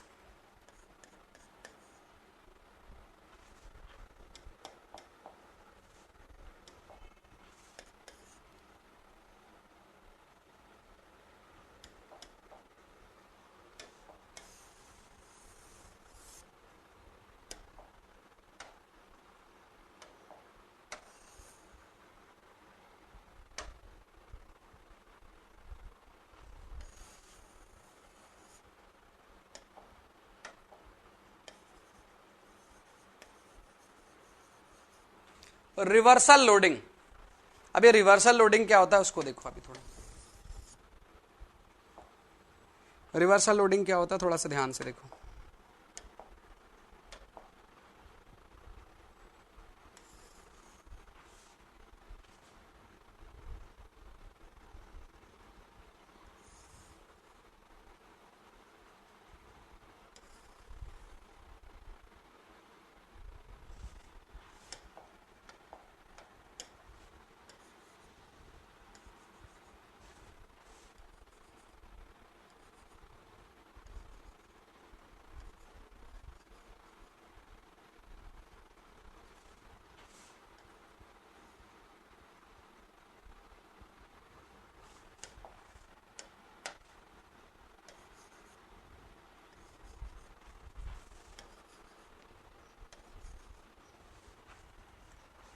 ये एक पोर्टल फ्रेम है, ये एक फ्रेम है, इस पे ये जो पार्ट है दिस इज कॉलम। ये एक फ्लोर से दूसरे फ्लोर तक का कॉलम जा रहा है ना। ये क्या है? This is beam. इस पर नेचुरल कंडीशन पर क्या रहेगा? इस तरह का लोड रहेगा। ये कौन सा लोड है? इस लोड को कौन सा लोड बोलते हैं? This is known as gravity loading. Gravity की वजह से किधर लग रहा है ये? सर ये डाउनवर्ड लग रहा है। किधर लग रहा है? ग्रेविटी की वजह से ये डाउनवर्ड लग रहा है, ग्रेविटी लोडिंग होगी। ठीक है, ठीक है सर। ये हमेशा रहेगा? सर हमेशा रहेगा। इसमें कौन कौन से लोड आ जाएंगे? सर इसमें आ जाएगा डेड लोड आ जाएगा और लाइव लोड आ जाएगा, और कोई यदि इम्पोज लोड है तो वो भी आ जाएगा, सुपर इम्पोज लोड है वो भी आ जाएगा। ठीक है, इसकी वजह से क्या होगा? सर इसकी वजह से बॉटम में क्या आएगा? इसकी वजह से बॉटम में आएगा टेंशन, और टेंशन आएगा तो यहां से क्या डेवलप होंगे? क्रैक डेवलप होंगे। आएगा इसकी वजह से टेंशन तो यहां पर क्या डेवलप होंगे? क्रैक डेवलप होंगे। क्रैक को रोकने के लिए क्या किया भैया आपने? सर क्रैक को रोकने के लिए सर हमने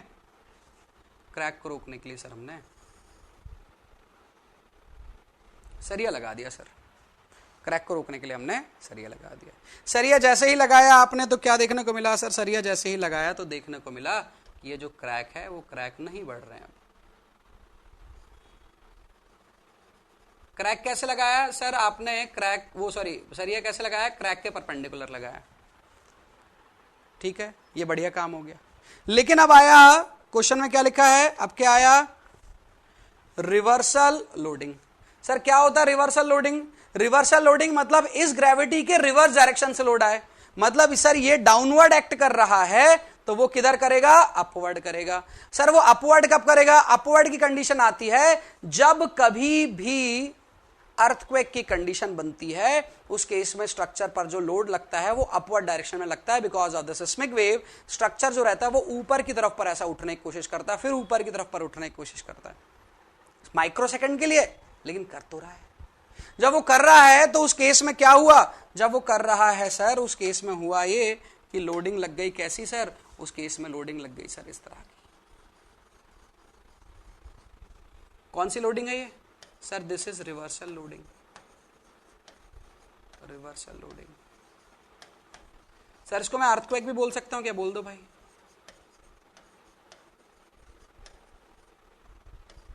अर्थक्वेक के केस में जब इस तरह की कंडीशन लगी अर्थक्वेक के केस में, तो क्या हुआ? टेंशन किधर आया? हीरो। अब ये मत बोलना सर दोनों लोडिंग एक दूसरे को कैंसिल कर देगी, क्योंकि आपको पता नहीं है ना रिवर्सल लोडिंग कितने अमाउंट की आने वाली, पता है क्या?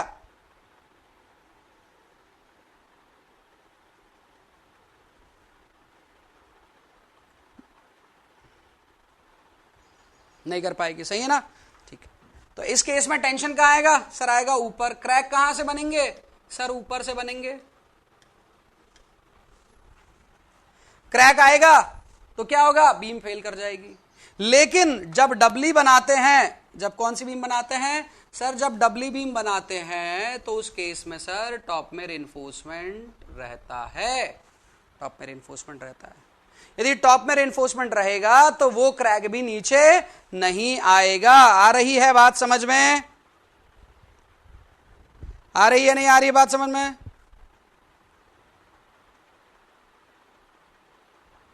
ऋषिकेश ये जो रिवर्सल लोडिंग लग रहा है, रिवर्सल लोडिंग लग रहा है ड्यू टू अर्थक्वेक।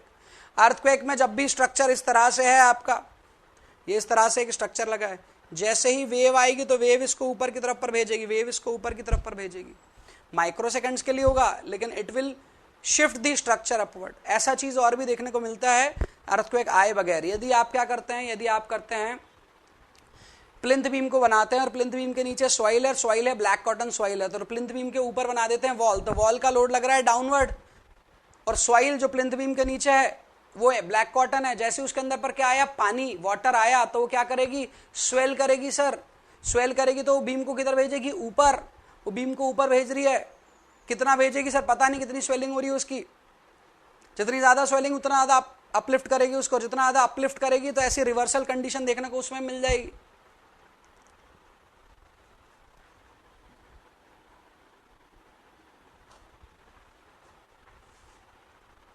हाँ संदेव, मॉन्ट मरेलो नाइट, उसका क्रिस्टल स्ट्रक्चर बताओ कैसा होगा? क्रिस्टल स्ट्रक्चर कैसा होगा बताओ? चलिए, तो यहां पर दीवन बात करते हैं, जब डबली लगाते हैं तो बेनिफिट मिलता है, और यदि आप ये डबली को नहीं लगाएंगे, ये कंप्रेशन रेनफोर्समेंट को नहीं लगाएंगे, तो क्रैक नीचे तक आएगा, फेलियर देखने को मिल सकता है। ठीक है, तो इसको लगाने का बेनिफिट है, तो इसीलिए हम बात कर रहे हैं doubly beam is very effective in reversal loading. ये डायग्राम में बने रहने दे रहा हूं। ठीक है, ओके, समझ आया सभी को? तो ये जितने भी पॉइंट लिखे हैं, चारों पॉइंट, ये बता रहे हैं कि सिंगली अच्छी नहीं है, डबली अच्छी है। अरे तो सर सिंगली प्रैक्टिकली नहीं बनाते क्या? देखो प्रैक्टिकली तो मैंने पहले ही बताया, प्रैक्टिकली हर बीम दिखती कैसी है? डबली जैसे। सपोर्टिंग बार को आप कंसीडर कर रहे हो या नहीं कर रहे हो, आपके ऊपर डिपेंड करता है। क्लियर है? उसका एरिया ऑफ स्टील यदि कम रहेगा तो आप कंसीडर नहीं करेंगे, यदि ज्यादा रहेगा 0.2% से तो आप उसे कंसीडर करेंगे। क्या हुआ संदेह? रिप्लाई नहीं आया आपका? चलिए, तो मुझे लगता है कि ये वाला पार्ट आप लोग को समझ में आया होगा। Okay, comparison of singly reinforced and doubly reinforced beam.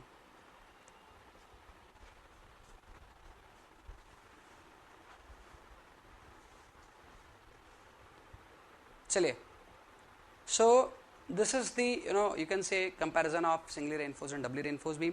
तो इतना आप लोग को समझ में आना चाहिए। यहां से आप लोगों से क्वेश्चन पूछे जाए तो बनने चाहिए।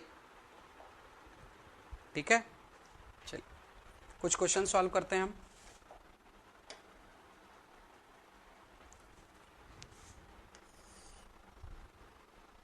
तो आज अपना सिंगली और डबली खत्म हो गया है। कल जो अपन पार्ट पढ़ने वाले हैं दैट इज फ्लेंज बीम। क्या पढ़ने वाले हैं? फ्लेंज बीम का टॉपिक पढ़ने वाले हैं। तो कल मैं फ्लेंज बीम का टॉपिक बताऊंगा। अभी इसलिए नहीं बता रहा क्योंकि आज फ्लेंज बीम का आधा पार्ट हो जाएगा और कल होगा आधा, और आधा आधा में अपन पता चला कि कहीं और ही चले गए, तो इसीलिए कल अपन स्टार्टिंग से फ्लेंज बीम पढ़ेंगे। अभी जो देखने वाले हैं वो देखने वाले हैं हम कुछ क्वेश्चंस।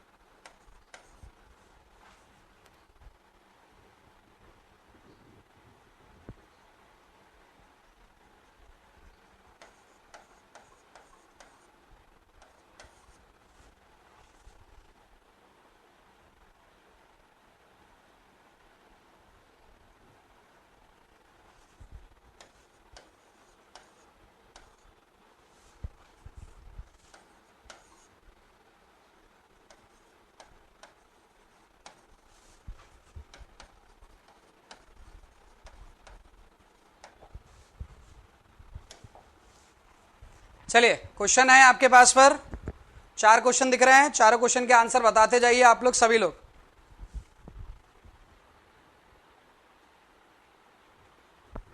क्या भाई बीडी कहाँ लिखा है? बीडी कहाँ लिखा है? कौन सा क्वेश्चन में लिख रहा है भाई?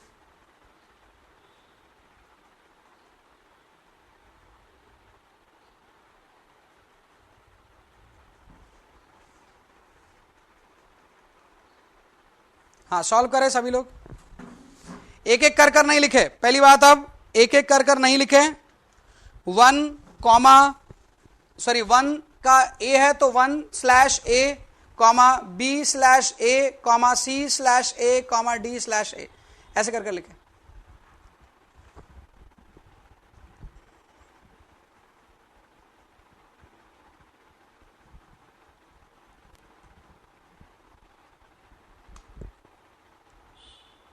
अच्छा 1 का बी और डी सेम है, इसको मैं चेंज कर दे रहा हूं।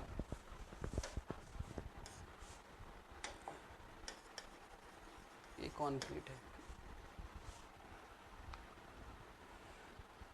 इसको हाई कर देते हैं। एक को लो है ना, तो एक को हाई कर देते हैं। Low grade of concrete, high grade of concrete, high grade of steel, low grade of steel. ठीक है, आप सही हैं। अब थोड़ा सही है ऑप्शंस।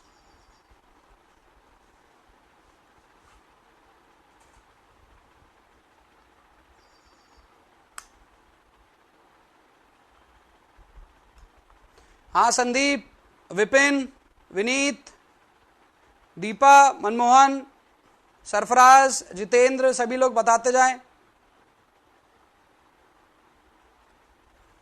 अपने ऑप्शंस को। पहले वाले में देख ले एक बार, मैंने ऑप्शंस में थोड़ा चेंज किया है। ये नहीं बोले कि सर पहले के अकॉर्डिंग सही था, अब के अकॉर्डिंग, अभी के अकॉर्डिंग बताया हुआ। आप देख ले क्वेश्चन, ये ऑप्शन सेम थी उस केस में।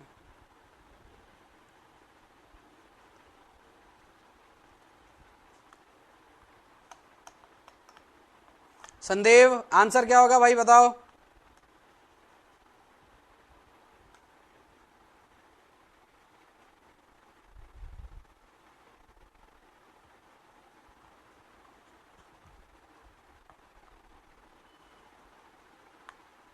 वन का डी बता रहे हो सुरभि, सेकंड का बी बता रहे हो, और फोर्थ का ए बता रहे हो।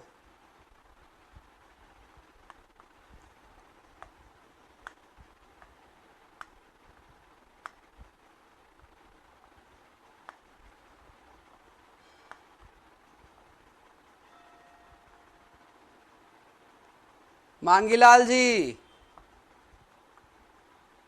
समझिए समझिए, क्या कर रहे हैं हम? हैं? गणित कमजोर है हमारी या कैलकुलेटर धोखा दे रहा है? कोई तो एक बात है जो दिल में दबाए बैठे हो। कैलकुलेटर गलत कर रहा है या खुद गलत कर रहे हो?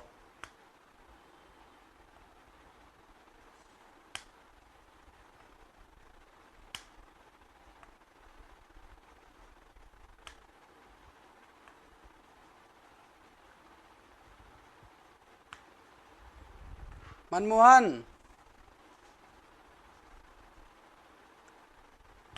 चलिए सभी लोग करें, हो गया? बताऊं मैं?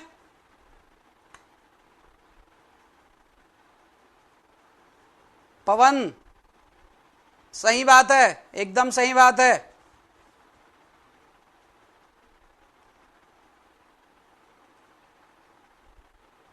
चलिए बता रहा हूं, देखो ध्यान से।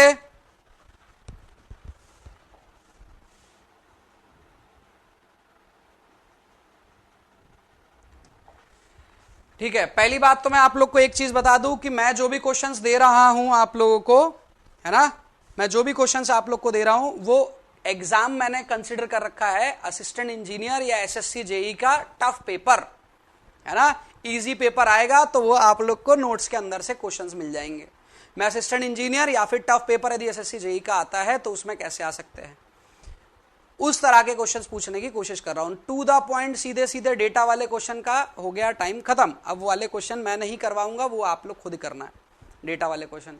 जो कंसेप्ट जो पढ़ रहे हैं उसमें से कैसे क्वेश्चन डेवलप हो सकते हैं, और जो होते हैं यदि आप आसपास के और पीएससी वगैरह देखो, उसी के बेसिस पर कर रहा हूं एज पर माय एक्सपीरियंस।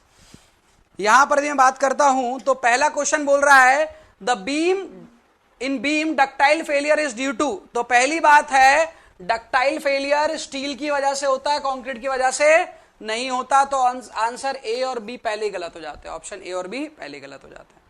अब बात आती है सर हाई ग्रेड का स्टील तो अच्छा होगा ना, हाई ग्रेड का स्टील तो अच्छा होगा ना, लो ग्रेड का स्टील तो बेकार होगा ना, तो हाई ग्रेड का स्टील डक्टाइल फेलियर ज्यादा कराएगा ना। नहीं बाबू, बात गलत है। क्यों गलत है सर? यदि लो ग्रेड का स्टील लेते हैं तो 0.002 प्लस 0.87 FI अपॉन ES। लो और हाई ग्रेड में जो फर्क आने वाला है वो किस में आने वाला है भाई? सर FI में। तो दोनों के FI अलग है, एक 250 वाला और एक 500 वाला है। 500 वाले का FI ज्यादा तो यील्डिंग स्ट्रेन ज्यादा, तो यील्डिंग स्ट्रेन के बाद ही वो अपना एक्चुअल डक्टाइल बिहेवियर दिखा पाएगा, एक्चुअल जो विजिबल हो पाएगा। और 250 वाले का स्ट्रेन कम रहेगा तो 250 वाला कम स्ट्रेन पर ही आपको यील्डिंग बिहेवियर दिखाएगा, डक्टाइल बिहेवियर दिखाएगा, यील्डिंग पॉइंट के बाद डक्टाइल बिहेवियर दिखाएगा, जबकि 500 वाला ज्यादा स्ट्रेन के बाद आपको डक्टाइल बिहेवियर दिखाएगा। इसलिए लो ग्रेड का स्टील जो रहेगा वो डक्टिलिटी मेंटेन करने के लिए ज्यादा अच्छा है। तो इसलिए अभी एक पॉइंट और बता रहा हूं कि याद रखना कि 415 ग्रेड के स्टील को HYSD में सबसे अच्छा माना है, किसके लिए? डक्टाइल रेजिस्टेंस के लिए, या सॉरी डक्टाइल बिहेवियर को देखने के लिए। तो इस पहले क्वेश्चन का आंसर हुआ है हाई ग्रेड ओवर रेनफोर्स्ड हो जाएगा। अरे भैया रेनफोर्स्ड की तो बात ही नहीं हो रही है ना, रेनफोर्स्ड कहने का मतलब स्ट्रेंथ बढ़ाना। आप कहोगे हाई ग्रेड का स्टील लगा रहे हो, अरे भैया 500 की ग्रेड के 3 बार लगा दो, 250 की ग्रेड के 6 बार लगा दो, दोनों का रेनफोर्समेंट सेम ही है, दोनों से मिलने वाला टेंशन फोर्स सेम ही है, दोनों से मिलने वाला टेंशन फोर्स सेम ही है। ग्रेड ज्यादा है तो क्या कर दिया आपने? नंबर ऑफ बार कम कर दिया। ग्रेड कम है तो नंबर ऑफ बार ज्यादा बढ़ा दिए। ये जरूर हो सकता है, लेकिन यदि आपने 250 ग्रेड की जगह 500 ग्रेड कर 6 बार कर दिए, तब ये आपको कैसा लेकर जाएगा? ब्रिटल बिहेवियर की तरफ पर लेकर जाएगा। क्लियर है? चलो सेकंड क्वेश्चन की तरफ पर बढ़ते हैं। Minimum amount of cover can be provided for a water immersed body. Sir ये क्वेश्चन क्यों दिया? कुछ लोग को वाटर में समझ आता है सी वाटर भी वाटर है और नॉर्मल वाटर भी वाटर है। मैंने सी वाटर नहीं लिखा, दोनों वाटर अलग होते हैं, एल्कलिनिटी एक में होती है एक में नहीं होती है। तो देखा जाए तो यहां पर नॉर्मल वाटर की बात हो रही है। Completely dipped in normal water, this is for moderate exposure condition. याद आ रहा है नहीं आ रहा है? मॉडरेट एक्सपोजर कंडीशन याद है? Moderate exposure condition. सर ये माइल्ड का कवर, ये मॉडरेट का, ये सीवियर का, ये वेरी सीवियर का। क्लियर है? आपको किसका पूछा है? मॉडरेट का। मॉडरेट का कितना हो जाएगा? 30 mm। आंसर हो गया। ठीक है, मतलब एग्जाम्पल दिया, कवर पूछा। कवर देकर एग्जाम्पल नहीं पूछेगा, याद रखना है ना। चलिए नेक्स्ट है third question. The ratio of modulus of rupture to its flexural strength. Modulus of rupture कितना होता है? 0.7 रूट FC के, ये होता है मॉडुलस ऑफ रप्चर। ठीक है, फ्लेक्सुरल स्ट्रेंथ कितनी होती है? सर 0.7 रूट FC के, ये होती है। क्या बचा? सर 1 बचा। सर हमने जितने क्वेश्चंस, क्या है आपने गुप्ता एंड गुप्ता पढ़ रखी है बहुत सारों ने, मुझे भी पता है। अब यदि गुप्ता एंड गुप्ता पढ़ रखी है, सर ऐसा क्वेश्चन देखा तो था, वो 0.5 से 0.8 के बीच में, 0.8 से 0.1 के बीच में, 1 से 1.1 से 1.2 के बीच में होनी चाहिए। किसी ना किसी क्वेश्चन का आया सर इन तीनों में से ही है। अपने इस आंसर को मान ही नहीं रहे हो, ये सोच रहे हो कि मैं कुछ गलत ही सोच रहा हूं, मैंने पढ़ा ही नहीं है, इनमें से कुछ होगा ही, क्योंकि गुप्ता एंड गुप्ता में ऐसा क्वेश्चन किया हुआ है। गुप्ता एंड गुप्ता का उठकर क्वेश्चन है, ये गुप्ता एंड गुप्ता का क्वेश्चन नहीं है, से मिलता जुलता कंफ्यूजिंग क्वेश्चन है। तीनों ऑप्शन आपको बता रही है कि ऐसी ऑप्शन देखी है आपने कहीं, लेकिन क्वेश्चन आपने याद नहीं किया, पढ़ा नहीं, समझा नहीं। इस क्वेश्चन को समझो, क्या लिखा? रेशो। एक ही चीज का दो नाम से अलग अलग पूछ लिया। रेशो, रेशो क्या होगा सर? 1 होगा, नन ऑफ दिया वो। सर ये तो हो सकता है ना सर, सी तो हो सकता है, 1 से 1.2 तो हो सकता है ना सर। कैसे हो सकता है भैया, कैसे हो सकता है? हो सकता है कि खुद बताओ 20% ज्यादा, एक चीज खुद ही से 20% ज्यादा होगी, पॉसिबल ही नहीं है। सर 1 होता तो, अरे होता क्या, जब ऑप्शन दिए उसके अकॉर्डिंग चूज करो, ये होता वो होता मत छोड़ना, जो है उसके अकॉर्डिंग ऑप्शन डी आपके पास पर करेक्ट होगा। ठीक है, क्योंकि मैंने अभी कैंसिल इसलिए किया था क्योंकि आप सबसे पहले जिसको कैंसिल करोगे ना वो नन ऑफ दी अबव तो होगा ही, कुछ और होगा, उसको कैंसिल कर देखिए, जो सही है उसी को पहले काट दिया। चलिए अब देखते हैं क्वेश्चन फोर्थ का।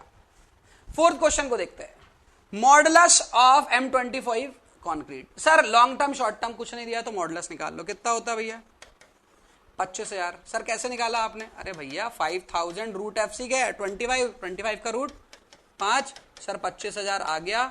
आगे बढ़े क्या सर, नेक्स्ट क्वेश्चन करवाओ, आंसर सही, एनी ऑफ दी अबव भी तो लिखा है, एनी ऑफ दी अबव भी तो लिखा है, हाँ सर लिखा है, उससे क्या करेंगे, अरे भैया मनमोहन रुको, सब क्वेश्चन सही हो गए सर हमारे, अरे भैया रुको, अभी हमने एक और चीज भी पढ़ा था कि ये जो आप निकालते हैं, क्या निकालते हैं 5000 रूट FC के, इससे क्या निकालते हैं इलास्टिक मॉडुलस ऑफ कॉन्क्रीट, ये प्लस माइनस हो सकता है, कितना हो सकता है प्लस माइनस हो सकता है, कितना हो सकता है प्लस माइनस 20%। लिखा था नहीं लिखा था बताओ, लिखा था नहीं लिखा था, याद है नहीं याद है, सर याद तो नहीं है सर, पर लिखा जरूर था, फिर लिखा क्यों जब याद ही नहीं है। हाँ सर अब याद आ रहा है, याद आ रहा है। चलो भैया 25,000 में से 25,000 का 20% माइनस करो, 25,000 का 10% कितना हो गया 2500, 20% हो गया 5,000, इसमें से 5,000 माइनस करो 20,000, 20,000 भी आ सकता है, एक्सेप्टेबल है, हाँ सर एक्सेप्टेबल है। सर 30,000 आ सकता है, 5,000 ऐड करो, आ सकता है सर, मतलब तीनों सही है, मतलब एनी ऑफ दी अबव सही है।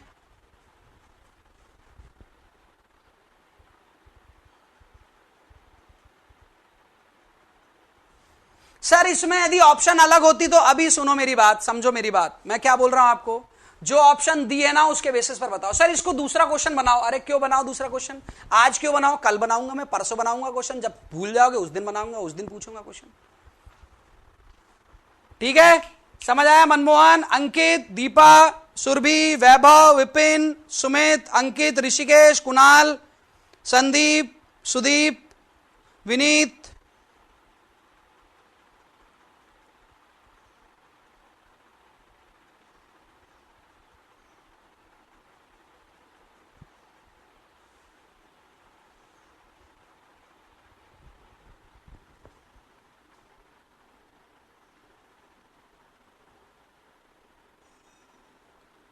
देवकरण सेन, ओके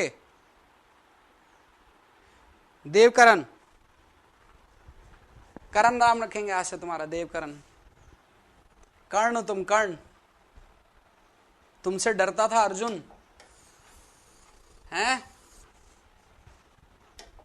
खुश मत हो जाना, एग्जामिनर नहीं डरता, ऐसा क्वेश्चन देगा ना तुमको, है ना, ऐसा क्वेश्चन देगा तुमको ना, कि जैसे अर्जुन ने लास्ट में किल किया था करण को, वैसे करेगा एग्जामिनर तुमको, ज्यादा खुश नहीं होने का। चलो नेक्स्ट क्वेश्चन की तरफ पर बढ़ते हैं, नेक्स्ट क्वेश्चन की तरफ पर बढ़ते हैं। सर ठीक है बढ़िया,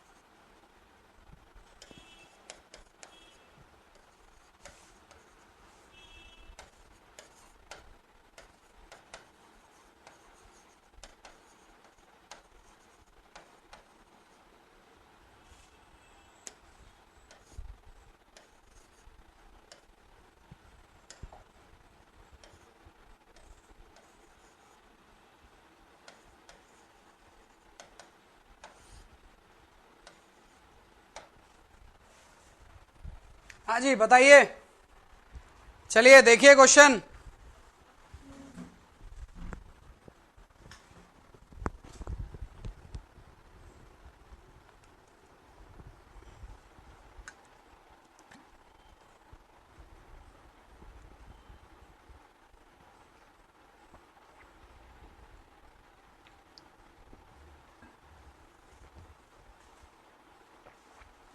सरफराज बाबू, नंबर बढ़ाने अपने को, कम नहीं होने चाहिए।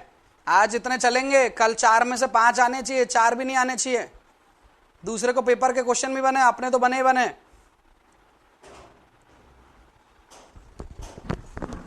समझ आ रही बात?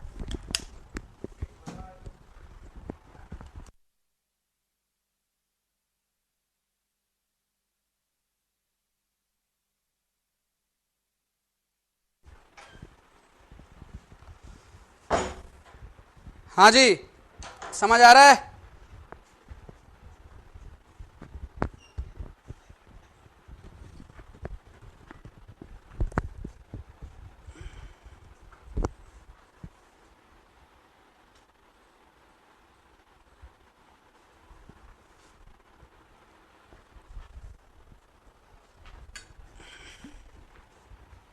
चलिए देखें।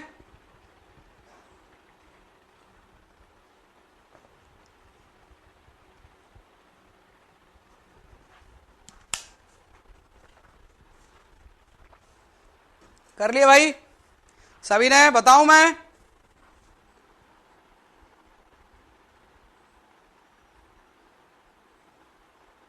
डन। चलिए बताता हूं मैं।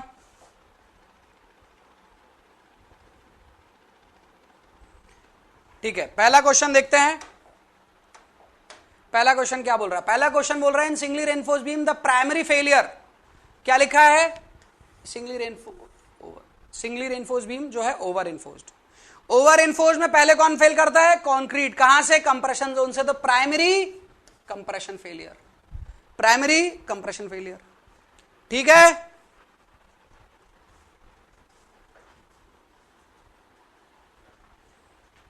ठीक है। चलिए second, the code for detailing of RCC building in earthquake zone. Earthquake zone का कोड कौन सा है? 1893। इसके बेसिस पर डिजाइन होता है।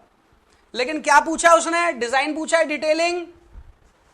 ध्यान रखना, डिजाइन पूछा रहेगा तो आंसर अलग, डिटेलिंग पूछा रहेगा तो आंसर अलग। This is for design and 13920 this is for sir detailing. This is for what? This is for detailing. Okay, तो 13920 is option c, is option c. ठीक है, ठीक है। यदि अर्थक्वेक जोन नहीं लिखता सर यदि अर्थक्वेक जोन नहीं लिखता तो आरसीसी बिल्डिंग का डिजाइन कोड है 456 और डिटेलिंग कोड है SP34। ठीक है,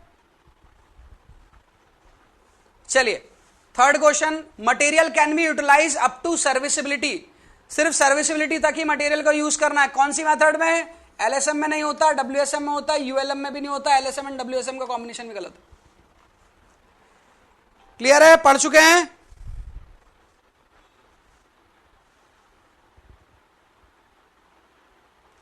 चलिए लास्ट क्वेश्चन देखते हैं। The permissible strength of minimum grade of concrete in limit state of service. LS of service मतलब लिमिट स्टेट ऑफ सर्विस, मतलब कितना होगा? 0.67 एफसी के ये होता था। अपन इसको डिवाइड करते थे किससे? Partial factor of safety. तो क्या आता था अपने पास पर आ जाता था परमिसिबल स्ट्रेंथ आ जाता था। ये क्या है? स्ट्रक्चरल स्ट्रेंथ है। 0.67 एफसी के कितना दिया हुआ है? Minimum grade of concrete. Minimum grade of concrete कितना होता है भाई? सर 20 होता है। ठीक है, तो पार्शियल फैक्टर ऑफ सेफ्टी कितना हुआ? 1। किस केस में? सर्विस के बारे में बात कर रहा है। सर्विस में कितना होगा? 1। कितना हो गया? सॉल्व किया, आ गया कितना? 13.4 मेगापास्कल। ठीक है, सभी को समझ आया?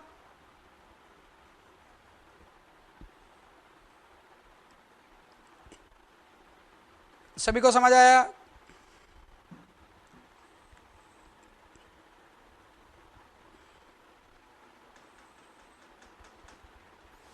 अब देखो भाई, एग्जाम में कैसे क्वेश्चन आने वाले वो भी बता देता हूं। एग्जाम में क्वेश्चन जो आने वाले हैं उसमें यहां पर नन ऑफ द अबव रहेगा, सेम क्वेश्चन आ जाएगा, आ चुका है। यहां पर भी मैं बात कर रहा हूं तो ये क्वेश्चन आया ही नहीं है। उन्होंने क्या पूछा है, सिर्फ the permissible strength of M20 grade of concrete, M20 grade of concrete in limit state method. यदि सर्विस लिखा है तो सर्विस बताएंगे, सर्विस नहीं लिखा है तो कोलैप्स बताएंगे। और जब कोलैप्स बताएंगे तो M20 के हिसाब से कितना हो जाएगा, 9 हो जाएगा। वो M20 लिखा है, मैंने मिनिमम ग्रेड लिखा ताकि याद रखो मिनिमम ग्रेड M20 होती है। मैंने सर्विस लिखा ताकि कोलैप्स का 0.45 FCK से निकाल कर इतनी प्रैक्टिस हो गई होगी आपकी कि कहीं आप 13.4 को आप नजरअंदाज कर दे, तो नजरअंदाज कोई चीज ना हो, इसलिए क्वेश्चन ऐसा बनाकर दिया गया है।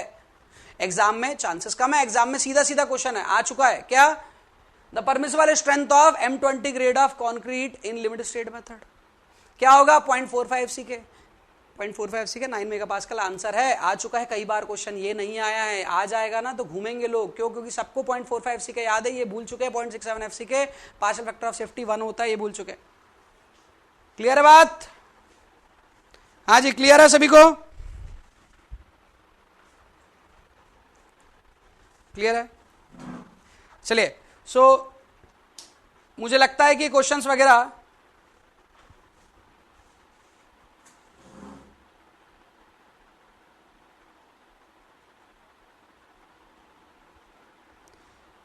ओके। चलिए, एक एक कर स्क्रीनशॉट दे रहा हूं, जल्दी जल्दी लो, हालांकि मैं सबके लिए टाइम दे चुका हूं।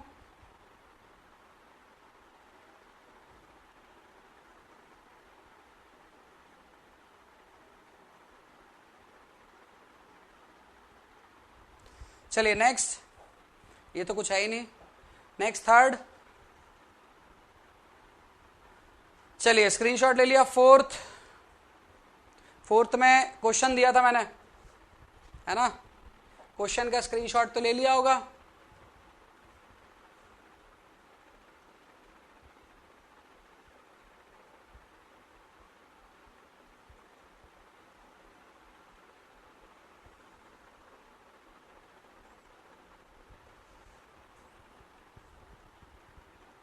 थोड़ा और छोटा कर देता हूं तो शायद आ जाएगा बोर्ड में, आ जाएगा, आप ले लो स्क्रीनशॉट, किया तो है ही सॉल्व, ठीक है। नेक्स्ट, ये बहुत इंपॉर्टेंट है, बहुत ज्यादा इंपॉर्टेंट है, यहां से पूछा ही जाएगा। नेक्स्ट, कंपैरिजन, ये चारों पॉइंट पूछे जा चुके, कम से कम एक दो बार पूछे जा चुके, कम से कम एक दो बार बोल रहा हूं, ज्यादा बार का तो मुझे ध्यान नहीं, कम से कम 1-2 बार तो मुझे दिखे ही हैं। नेक्स्ट, ये क्वेश्चन जो अभी अपन ने किए थे, ठीक है। नेक्स्ट, जो अभी ये क्वेश्चन अपन ने किया, ठीक है।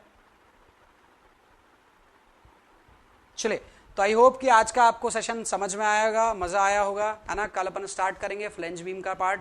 जो आपका फ्रेंड नहीं आ रहा है लाइव, उसको कहना कि लाइव जरूर आए, क्योंकि फ्लेंज बीम ना समझ नहीं आएगी रिकॉर्डिंग में, क्योंकि रिकॉर्डिंग में कुछ डाउट होता है तो क्वेश्चन नहीं पूछ पा रहे हैं आप, है ना, और वो नेक्स्ट डे पूछेंगे, तो इसलिए लाइव जरूर आए, है ना। अपने फ्रेंड्स वगैरह को जरूर बोले, अपना जो भी ग्रुप होगा, है ना, जहाँ कहीं के भी हो आप स्टूडेंट, पटना के हो, रांची के हो, दिल्ली के हो, जयपुर के हो, जोधपुर, अजमेर, कोटा, है ना, कहीं के भी हो, आप अपने फ्रेंड्स को ज़रूर बता दें कि आप लोग ज़रूर लाइव आए कल, ठीक है। कल मिलते हैं अपन सेम टाइम पर। डिज़ाइन नहीं करवाएंगे, सब करवाऊंगा मैं, है ना, सब करवाऊंगा, अभी रुक जाओ, ठीक है। चलिए, बाय बाय, टेक केयर।